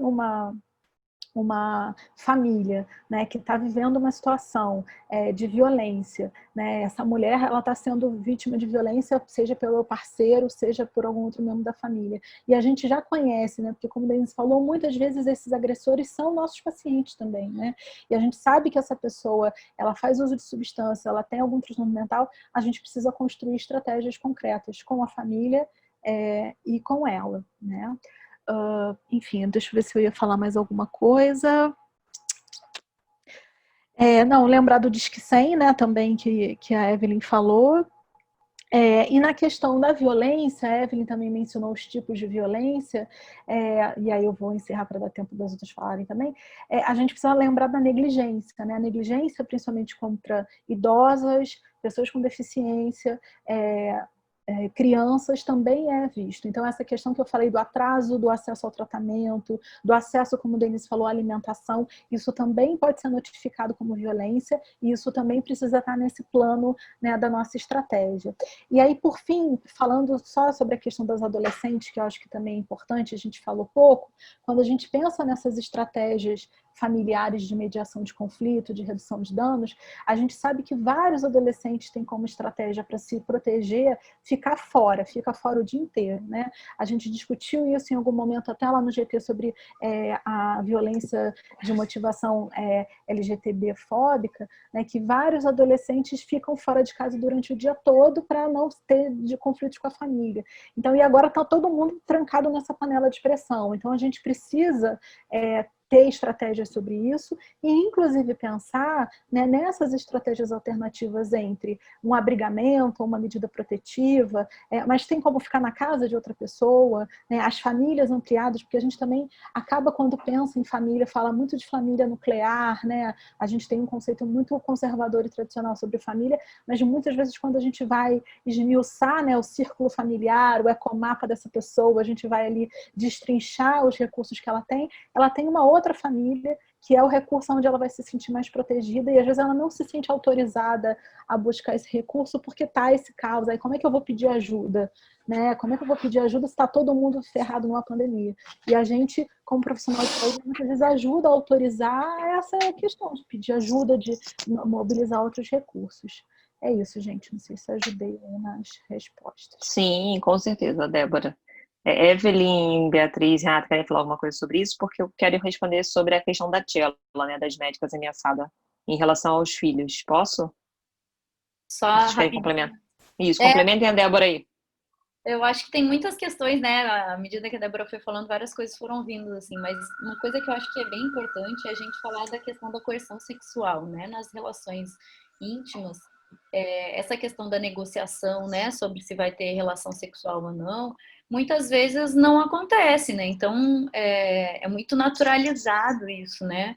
Pela mulher, no sentido de achar que tem a obrigação de transar e que esse é o papel mesmo, e isso aparece quando a gente oportuniza que as pessoas falem sobre o assunto. Então, muitas vezes a gente estar aberto e falar sobre isso, né? E aí eu acho que tem uma parte bem legal que a gente colocou lá de fazer perguntas indiretas, como é que estão as coisas em casa, como é que estão as relações sexuais e tal. É importante para a gente poder também abordar essa questão da coerção sexual nas relações íntimas. E aí a gente vai ter N casos para ilustrar isso. Outra coisa importante é a gente lembrar que existe a possibilidade, que eu lembrei assim que é uma coisa interessante de comentar, de abrigamento, né? Em algumas situações mais extremas, da mulher procurar um serviço de atendimento que vai conseguir encaminhá-la para algum abrigamento se for necessário. E acho que só com respeito à dúvida que a Luciana colocou aqui da questão das delegacias e tal, isso é muito comum, né, de ter essa questão de ter um retorno muito negativo e tal com as delegacias. Por isso que eu acho que, assim, o nosso papel também de advocacy, né, que o pessoal fala, da gente advogar pelas nossas usuárias, também faz parte da gente fortalecer essa mulher, né, aos direitos que ela tem e tal, e às vezes construir com ela como é que vai ser essa ida à delegacia, né? Como é que vai ser essa denúncia? Às vezes ver, mapear a questão da rede de apoio, se alguém pode ir com ela, dela ir, às vezes, depois que ela já tiver construído esse plano, né, de como vai se sentir segura e se precisar, a questão da fuga, como a Débora comentou. Então, infelizmente, realmente essa questão do atendimento nas delegacias ainda tem muito para caminhar, né? Por isso que a gente também acha muito fundamental que isso não seja o central. E muitas vezes a gente vê as pessoas assim, ah, mas a mulher não quer denunciar, não sei o quê. Tem um monte de outras coisas que a gente pode fazer que não seja denunciar, né? Então, a gente centrar o cuidado nessa pessoa que a gente está atendendo e não centrar numa questão legal. Beatriz, quer falar? Não? Tá próxima, então tá bom.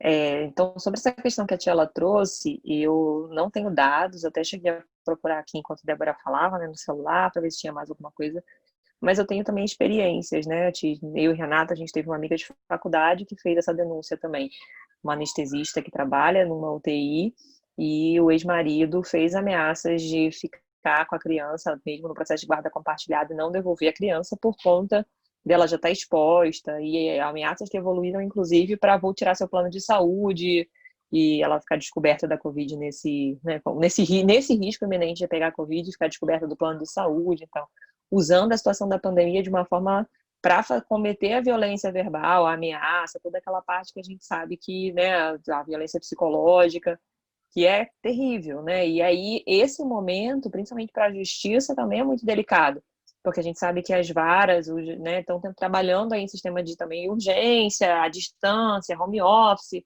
Então, se já era uma coisa difícil, né, ter julgada qualquer tipo de medida protetiva, medida cautelar, com maior velocidade, nesses casos, então, que a gente tem aí a pandemia também modulando as ações do judiciário, ficou ainda pior.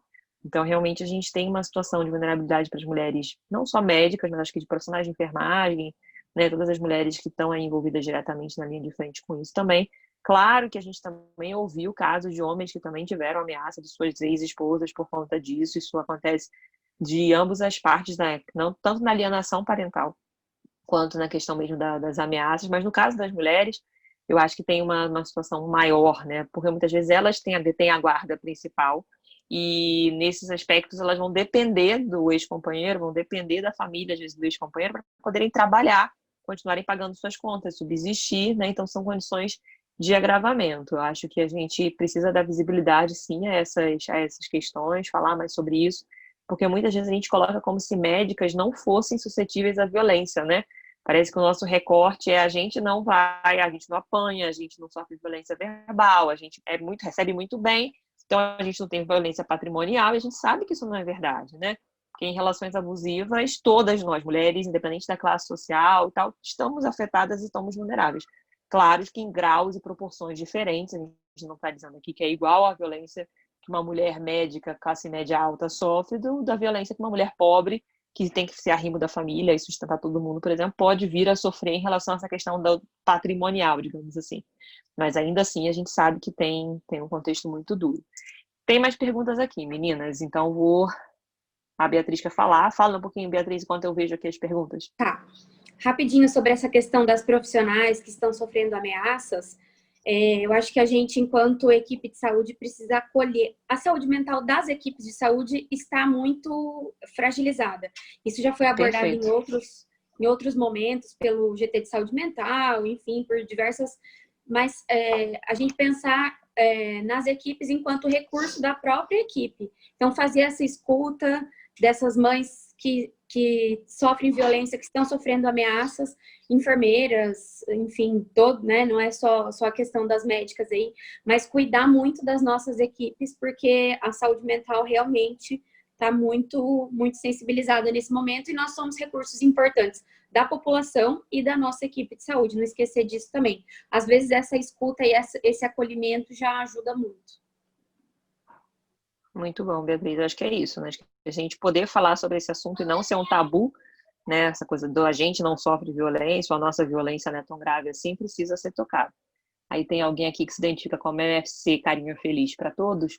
Sobre a questão levantada pela Tchela de médicas ameaçadas de perderem o contato com seus filhos durante a pandemia, conheço casos em que a médica teve que provar que não estava atendendo presencialmente para não perder o contato com as crianças, mesmo o pai das crianças respondendo na justiça por estupro de vulnerável. Violência psicológica medonha. Pesado, né? A Luciana Vitorino fala assim, outra questão é se vocês conhecem algum projeto que tenha feito atendimentos online, especialmente no quesito de aconselhamento e prescrição de métodos anticoncepcionais. Boa, Lu. Importante isso também, né? Demóstenes, boa noite. A luta de todas as mulheres é super válida. O sofrimento das agressões físicas e psicológicas acontece em todo momento ao redor do mundo e para isso os homens conscientes, precisam participar do debate. Igualdade de gênero e grau por dias melhores e para todos. E Débora colocou aqui sobre a força de trabalho em saúde, né, Débora? Tem um comentário aqui no chat, se vocês quiserem ver. E aí o Alexandre tinha feito um comentário, achei aqui bem bom. Temos que cuidar para que a notificação não nos traga uma falsa sensação de problema resolvido. A gente tentou bastante trazer esse conteúdo na cartilha, né, para mostrar o que tem que ser, o que pode ser e o como a gente pode fazer para além da notificação. E achar que passou o problema para frente, né? A bola tá com o outro agora. E Evelyn falando, né, dessa questão ainda da parceria íntima em relação à coerção sexual. E acho que é bem pontuado mesmo, né? Então a gente tem chegado mulheres pra gente, lá meus residentes atenderam semana passada, uma mulher que sofreu estupro marital e estava querendo fazer o abortamento seguro, pedindo encaminhamento para o serviço, e toda a família dela, que é evangélica, contrária. Até me lembrou, né, no domingo a gente assistiu, não sei quem teve acesso, mas o episódio da série da Básica, recomendo, são os últimos 2 episódios da segunda temporada estão sensacionais, e um deles falava justamente sobre essa questão do aborto, e aí a gente não pode deixar de falar, né, como a Débora colocou, das situações de aborto legal, mas também das situações de aborto que não vão ser legalizados e que vão precisar de orientação no sentido mais estrito da palavra, orientação não de como fazer ou como praticar o aborto, mas em relação à redução de danos e o que é um abortamento seguro. Então a gente tem mais do que nunca a obrigação de tentar sensibilizar essas mulheres para quais são as condições precoces que elas devem procurar o sistema de saúde caso elas tenham algum sintoma, caso elas tenham algum sinal de alerta, né, o que não pode ser feito, o que não deve ser feito, e explicar direitinho para elas todas essas questões aí, fazerem ponderações, não no sentido de fazer elas não quererem fazer mais o aborto, mas que elas entendam minimamente que elas não precisam se expor a um aborto completamente ilegal e inseguro, né, em determinadas condições aí de vulnerabilização que podem piorar a vida dela e podem até tirar a vida dele. Então é bem importante a gente falar disso. Meninas, quem quer falar? Renata? Pode. Ligando o som. Não, vocês estavam falando, eu me lembrei da questão da violência patrimonial, estava me lembrando também de alguns grupos de mulheres que perderam quase completamente o seu meio de subsistência, né? Que são os profissionais de sexo e as mulheres em situação de rua. Que a população de rua depende de ter gente circulando para dar dinheiro, para comprar bala, para comprar o que eles estão vendendo, depende de restaurante aberto para conseguir doação de comida. Então a gente tem visto a situação da população de rua piorando muito, né? Inclusive de crises de abstinência por causa da droga que eles usavam e não conseguiram mais usar. A gente falou, quando a gente escreveu também, de idosas que muitas vezes a família fica com cartão, mas acho que várias, né, mulheres adultas, não idosas, também passam por isso. E aí foi só que eu achei importante de colocar. Certo. Beatriz?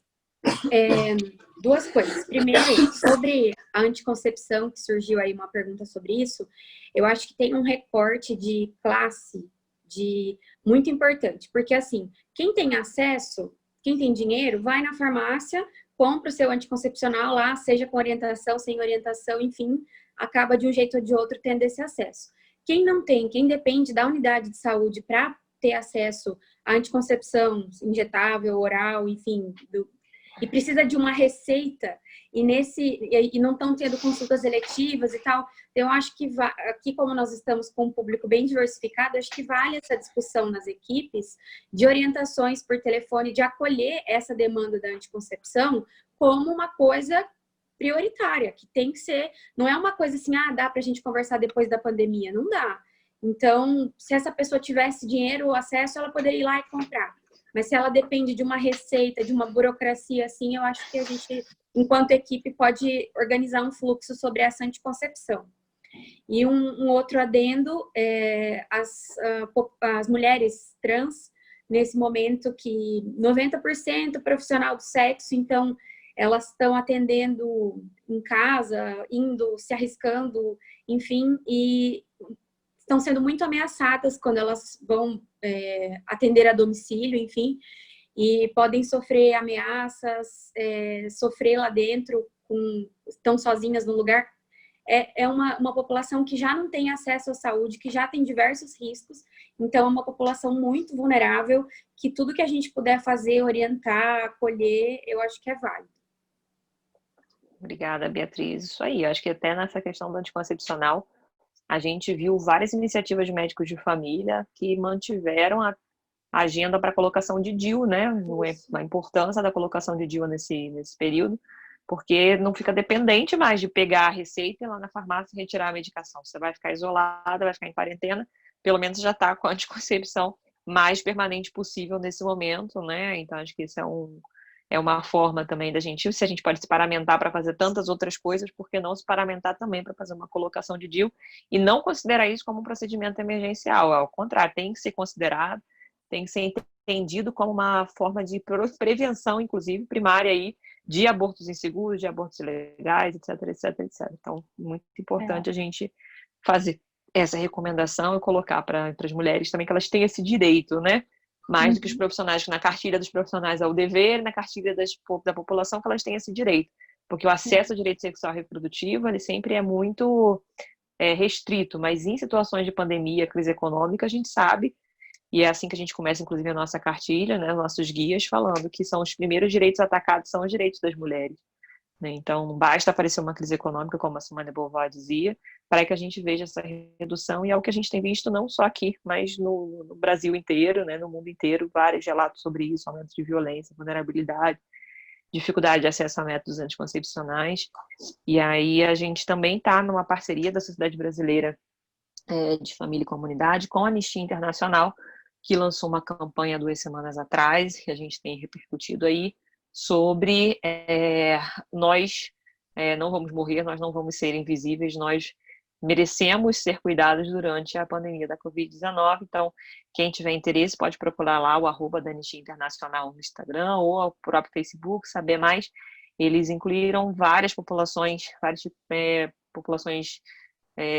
vulneráveis nessa campanha, então você pode deixar gratuitamente lá a sua mensagem, que vai ser encaminhada no abaixo-assinado diretamente para o presidente, para o presidente do Supremo também, para o presidente da Câmara dos Deputados, para o presidente do Senado, para o Ministério da Saúde, né? Você já manda um e-mail lá fazendo todas essas pontuações, dá para ler, pegar a matéria da campanha, repercutir. Quem puder fazer a contribuição financeira para a Anistia Internacional do Brasil, importante também, né? Você pode ser sócio, a Anistia, ela depende e vive com com nossa grana, assim como a própria Organização Mundial de Saúde, né? Que ontem acabou recebendo aí a notícia de que o governo dos Estados Unidos não vai ser mais membro colaborador da OMS, e a gente sabe o quanto a OMS trabalha nessa questão específica de oferta de métodos anticoncepcionais, principalmente para as populações africanas, para as populações indígenas, indianas, e todo esse processo está correndo um risco muito grande aí, né, de diminuir muito os seus recursos nesse tempo, se realmente os Estados Unidos retirar esse financiamento que fazia a Organização Mundial de Saúde, e que tem sido, né, um agente, pelo menos aqui no nosso país, na América Latina, um agente importante na disseminação de discussões sobre métodos anticoncepcionais, de abortamento seguro. É fantástico o trabalho que nessa área de saúde sexual e reprodutiva a OMS tem feito, né, de produção de material. A gente usa muita coisa que é da OMS sobre esse aspecto. Então, a gente já fica preocupado aí também, como essa redução de direitos, ela é micro, mas ela também é macro, ela também é estrutural no conjunto da nossa sociedade, né? Quando a gente vê, por exemplo, os Estados Unidos fazendo essa ameaça e a retirada. Por último, aqui a gente tem uma situação que talvez a gente vai trabalhar como nem se fosse um caso clínico, da Clara Leal.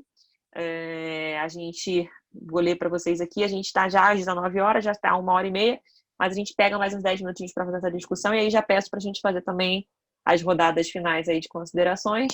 Então, como lidar com uma adolescente de 15 anos que está grávida pela segunda vez? Primeira gestação foi um aborto inseguro provocado pela mãe com medicação. A nossa paciente não se sente segura em casa, pois nesse momento identifica a mãe como uma das principais agressoras. A mãe também sofreu múltiplas formas de violência em sua vida. Entendemos que ela reproduz na sua relação com a filha. Pergunto, pois estamos com muita dificuldade até de identificar qual é a forma mais urgente de violência que essa paciente está submetida. E a principal rede de apoio dela, que é a mãe, não a apoia e é identificada por ela como uma fonte de violência. Trouxe a situação mais para vocês comentarem mesmo e ouvir sugestões de caminho. Estamos conseguindo criar um vínculo, a R1 está se dedicando muito ao caso, mas sentimos que ela corre risco de vida. Nada melhor do que um caso clínico para a gente fechar caso da vida real. Um debate como esse, não é não, meninas? Então, vamos lá? Débora já está ali louca para falar, Evelyn também. Fala, Débora. Não, já estava até trocando um inbox aqui com a Clara. Não, eu acho que é uma situação super, super difícil mesmo, né, de identificar. Eu acho que essa é a primeira questão que você trouxe, né, de estratificar, que se ela corre risco de vida e se ela se sente ameaçada com essa mãe, ela vai precisar estar em outro lugar, né? Isso é uma decisão muito difícil. E aí essa estratégia que a gente estava conversando antes sobre o abrigamento ou uma outra pessoa da família ou um amigo, porque às vezes é essa questão de escalonar e de dar um tempo para as coisas se acalmarem com essa, inclusive com essa mãe, né? Porque se estão as duas trancadas em casa o tempo inteiro, ela relata que a mãe é violenta e ela está com medo e vocês estão avaliando o risco de vida, isso é uma questão, né? E ela sendo adolescente, a gente tem as outras questões da violência, né, do Estatuto da Criança e do Adolescente, redes de proteção à criança que podem ser acionados. Eu acho que essa talvez seja a primeira medida. E eu acho que esse caso é muito bom, Clara, porque eu acho que ele é muito vida real, assim, da gente, no sentido, inclusive, de quanto a gente fica desnorteado de saber quais são as violências que estão rolando, né? Quantas camadas tem nisso? Provavelmente muitas, né? Você já falou da mãe, a mãe que também sofre violência, aquilo que eu estava falando antes, que a família vai construindo aí padrões e linguagens que vão se reproduzindo de uma geração para outra e tal. E que provavelmente vocês vão precisar abordar essas famílias, né? Abordar a mãe também, de alguma maneira. Mas eu acho que quando a gente vai estratificando um plano, essa é a primeira pergunta: tem risco de vida ou não? A gente pode continuar nesse ambiente com essa pessoa ou não? E aí as outras camadas que a gente vai puxando, a gente tem tempo, a longitudinalidade, a continuidade do nosso trabalho, a gente vai esmiuçando com ela, porque eu entendo que tem uma preocupação aí com a saúde reprodutiva dela também, o fato dela estar grávida. Eu não entendi direito se a gestação foi desejada, planejada, se rolou uma violência sexual, não sei se é isso que você quer dizer com a sua dúvida sobre as violências, se ainda dá para... Seriam as perguntas que eu faria, né, nesse caso. E aí eu acho que nesse sentido seria a minha rota para começar, né? E acho que é difícil, inclusive para ver esse timing, né? Se ela tem ou não direito ao abortamento legal, né? Acho que são essas as perguntas que eu me faria para começar a abordar, né, a construção desse vínculo. Iria por aí. Acho que as meninas querem falar mais alguma coisa sobre o caso. E aí depois, Denise, se der um pouquinho antes da gente encerrar, eu queria falar um pouquinho só sobre os nossos próximos, o que vem aí depois, né? Porque estão dizendo que a gente vai sair, né? Vários gestores aí dizendo que a gente vai acabar com a quarentena, com a reclusão, afrouxamento. E aí eu queria fazer uma reflexão breve sobre isso. Mas aí deixa as meninas falarem do caso. Pode ser? Você é a última para fazer as considerações, fazer isso e as considerações finais. Isso, e aí eu me despeço, só para não quebrar o raciocínio do caso. Qual das três que quer falar agora? Renata, Evelyn ou Beatriz? Evelyn? Vai lá, Evelyn. Eu quero deixar todo mundo falar também, eu vou tentar ser rapidinha. Eu acho que a Débora falou coisas bem essenciais. É importante a gente mapear qual é o resto da rede de apoio, né? Eu acho que essa questão de mapear o resto da rede de apoio é muito fundamental, né? E aí a gente tentar explorar com essa adolescente quais são as alternativas que a gente pode construir junto com ela, né? E aí, uma coisa que é fundamental que o Alexandre comentou aqui, e que a gente até falou pouco, é a importância das agentes comunitárias de saúde, que a maioria são mulheres, mas também tem agentes comunitários homens, né? da gente fortalecer, né, a importância delas e principalmente em tempos de nova PNAB, né, que vai diminuindo a quantidade de ACS por equipe, e que a gente precisa lutar pela manutenção desse trabalho tão importante, né, e a gente também fortalecer elas mesmas no trabalho, delas verem o que elas podem fazer, delas se entenderem enquanto agentes ali ativas, né, que podem ser uma rede de apoio também para essas mulheres, e aí talvez nesse caso seria interessante ver quem é a agente responsável, né, se é uma pessoa que tem um vínculo legal, se dá para construir, e se existe essa possibilidade, né, de construir esse vínculo, se ele não existe. E entender também que a questão da violência é um problema crônico, né, que às vezes a gente quer resolver tudo, né, numa consulta e tal, mas a gente vai ter que marcar retornos, planejar isso, ver se a questão do acompanhamento telefônico vai ser possível ou não, né. Não deu muito tempo da gente falar, né, Débora, da questão do teleatendimento e tal, mas é bem importante, às vezes, a gente perguntar, né, na hora de ligar, você está num lugar seguro que você possa falar, né, eu vou te fazer perguntas de sim ou não, e aí você me responde se sim ou não, e aí a gente tentar construir esse ambiente seguro. Falando nessa questão, essa semana eu liguei para uma paciente que tem uma questão de violência, que também é diabético, e aí quem atendeu foi o marido. Então, é muito comum, né? E aí, o que eu consegui foi pactuar que ela ia vir na clínica para trazer o controle de HGT, para a gente tentar, então, conversar daí pessoalmente, né? Sem o marido lá. E aí, eu acho que também é importante a gente falar de agregar o NASF, né? Chamar o NASF para trabalhar junto nas unidades que têm esse privilégio, né? Que também estamos aí nesse desmonte também da política do NASF, então a gente também lutar por ele. E só para encerrar, nas cartilhas a gente colocou um link para um questionáriozinho que a gente pode usar tanto nas consultas quanto imprimir e disponibilizar para as pessoas, e as mulheres também podem se auto-aplicar. É um questionário online que é assim, meu relacionamento é saudável, então ele ajuda a gente a tanto saber coisas para a gente perguntar nas consultas, quanto para as mulheres tentarem definir, né, se estão em um relacionamento saudável ou se estão precisando pedir ajuda. E aí o link está lá nas duas cartilhas. Ótimo, meninas. Obrigada, Evelyn. Beatriz, Renata? Não? Renata? Então tá bom. Então, Débora, você pode falar o que você estava pensando. A Clara está agradecendo, falou que a gravidez ela não foi fruto de violência, ela deseja manter a gestação. E legal. Vamos lá então para as considerações finais. Débora, fala aí do que a gente pode esperar após a abertura, Débora. Você está preocupada aí com essa história toda de abrir no meio de uma curva de crescimento. Pois é.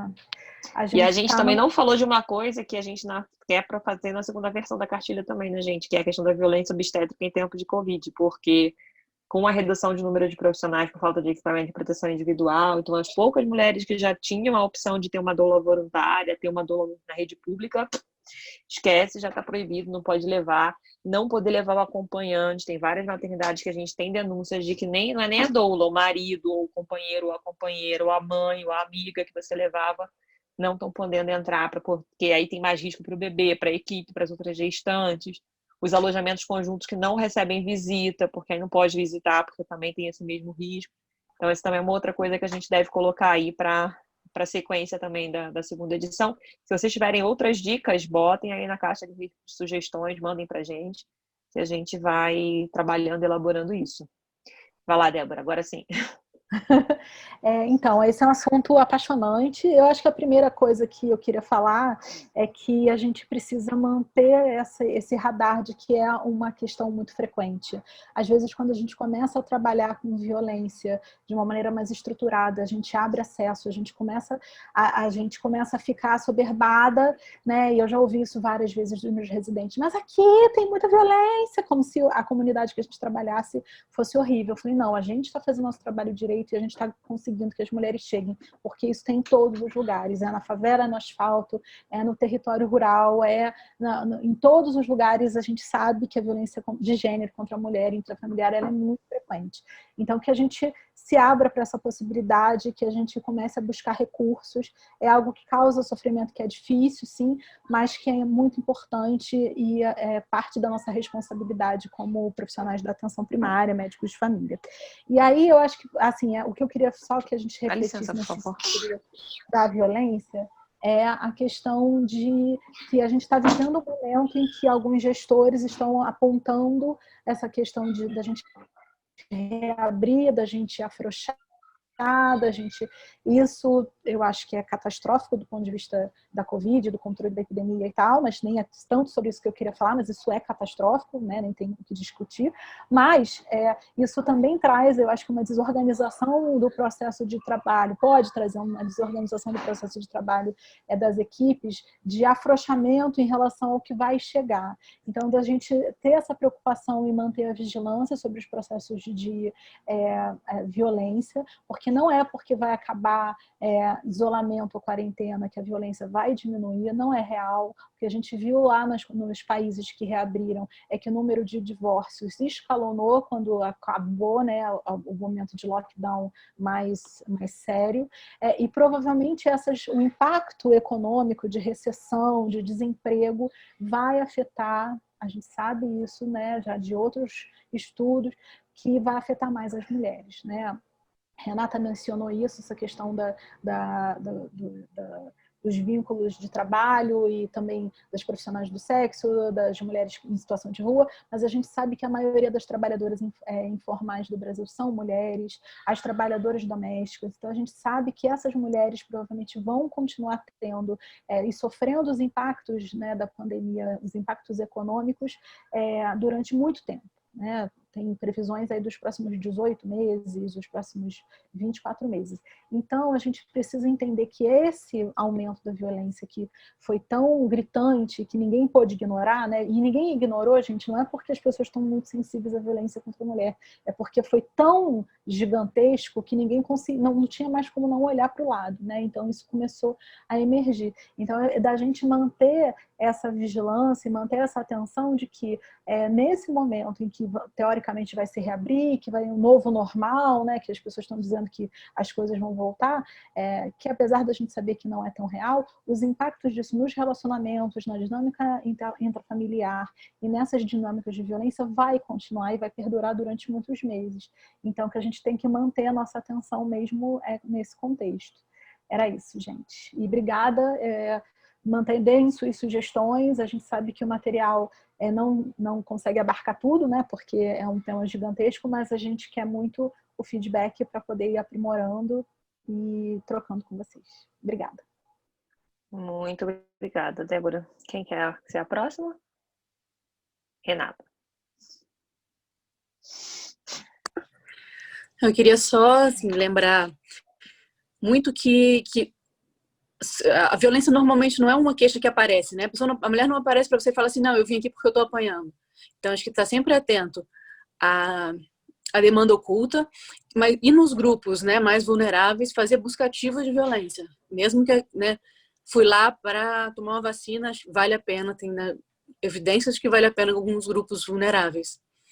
E só pensando, né, no caso que Clara falou, o quanto que é importante a gente entender que a medicina de família não é só consultório. Que a medicina de família não pode ser só unidade de saúde, não pode só ser uma boa clínica. Que a gente lembrar da saúde da família como um todo, acho que é super importante nesse contexto de violência. E agradecer a todo mundo também.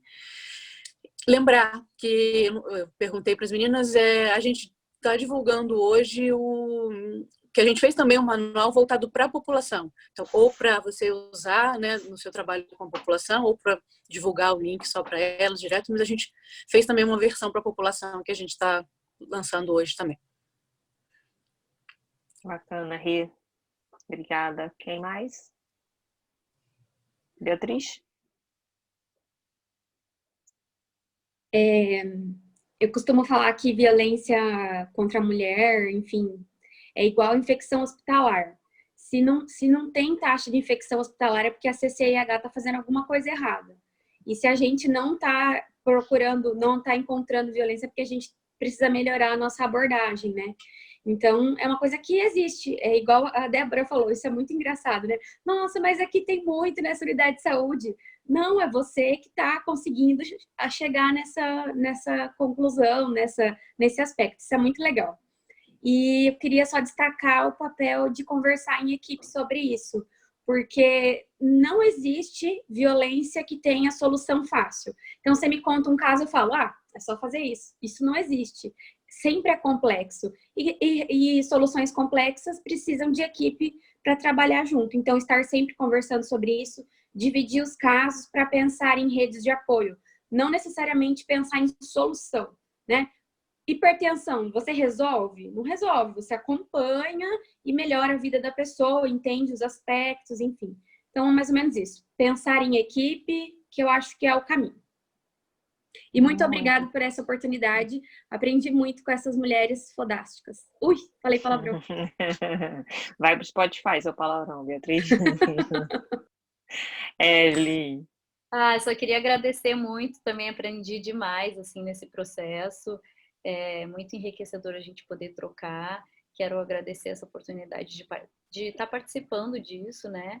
E lembrar da importância do fortalecimento das comunidades, né? Da gente fortalecer a autoajuda, a solidariedade entre as mulheres, né? Da importância da gente fortalecer esse âmbito comunitário mesmo. Queria destacar isso e agradecer muito. Obrigada, gente. Tá ótimo, Evelyn. Olha só, aqui no bate-papo a gente ainda tem mais umas duas. Vários parabéns, né? Alexandre, Sônia Urquiza, Valéria Romanó, a Juliana Kirchner fala para a Beatriz, excelente colocação, Beatriz, material muito bom, agradeço, né? E o Fábio também, vocês são incríveis, muito obrigada por proporcionar esse espaço. A gente que agradece vocês, a gente teve passou de 50 pessoas aqui ao longo do período que a gente ficou, a gente sabe que a gente divulgou bem em cima da hora mesmo, porque a gente terminou o guia correndo para a gente conseguir lançar no dia 28.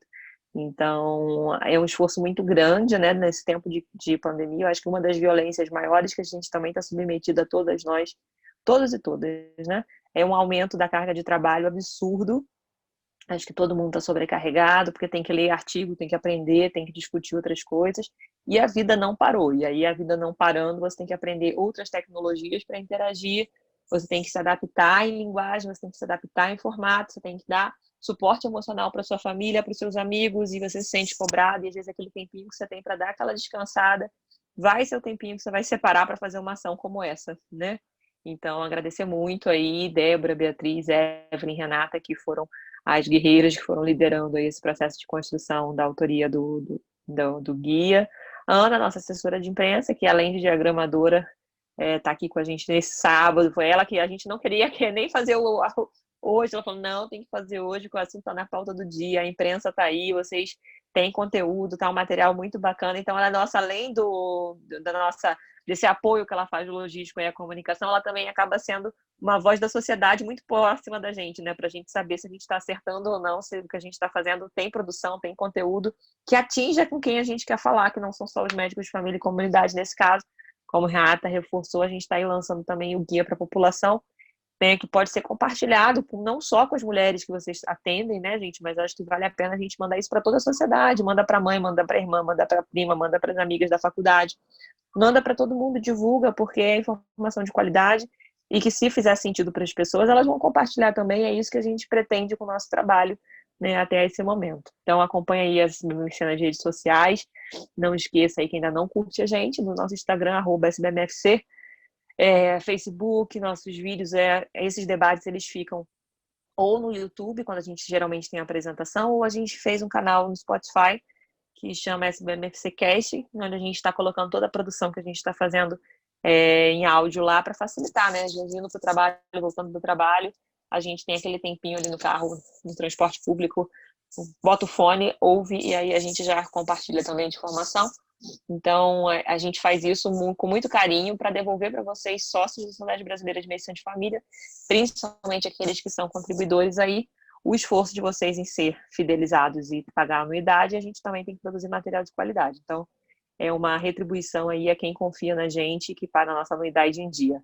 Então, agradecer novamente a presença de todos, dar uma boa noite, que a gente possa conseguir, no meio de tudo isso, descansar. Fiquem em casa, usem máscara, tomem aquele vinho fazendo a webconferência, ou então vão dormir, porque a gente está precisando. E vamos juntos, gente. Um beijão para todos vocês. Muito bacana estar aqui. Tchau. Beijo, obrigada, gente. Um agradecimento especial para a Denise e para a Ana, maravilhosas. Senão esse material não tinha nascido, esse webinar não tinha rolado. Eu sei que eu falo em nome das meninas aqui. Muito, muito, muito obrigada, meninas. Tá ótimo, gente. Um beijo grande. Beijo.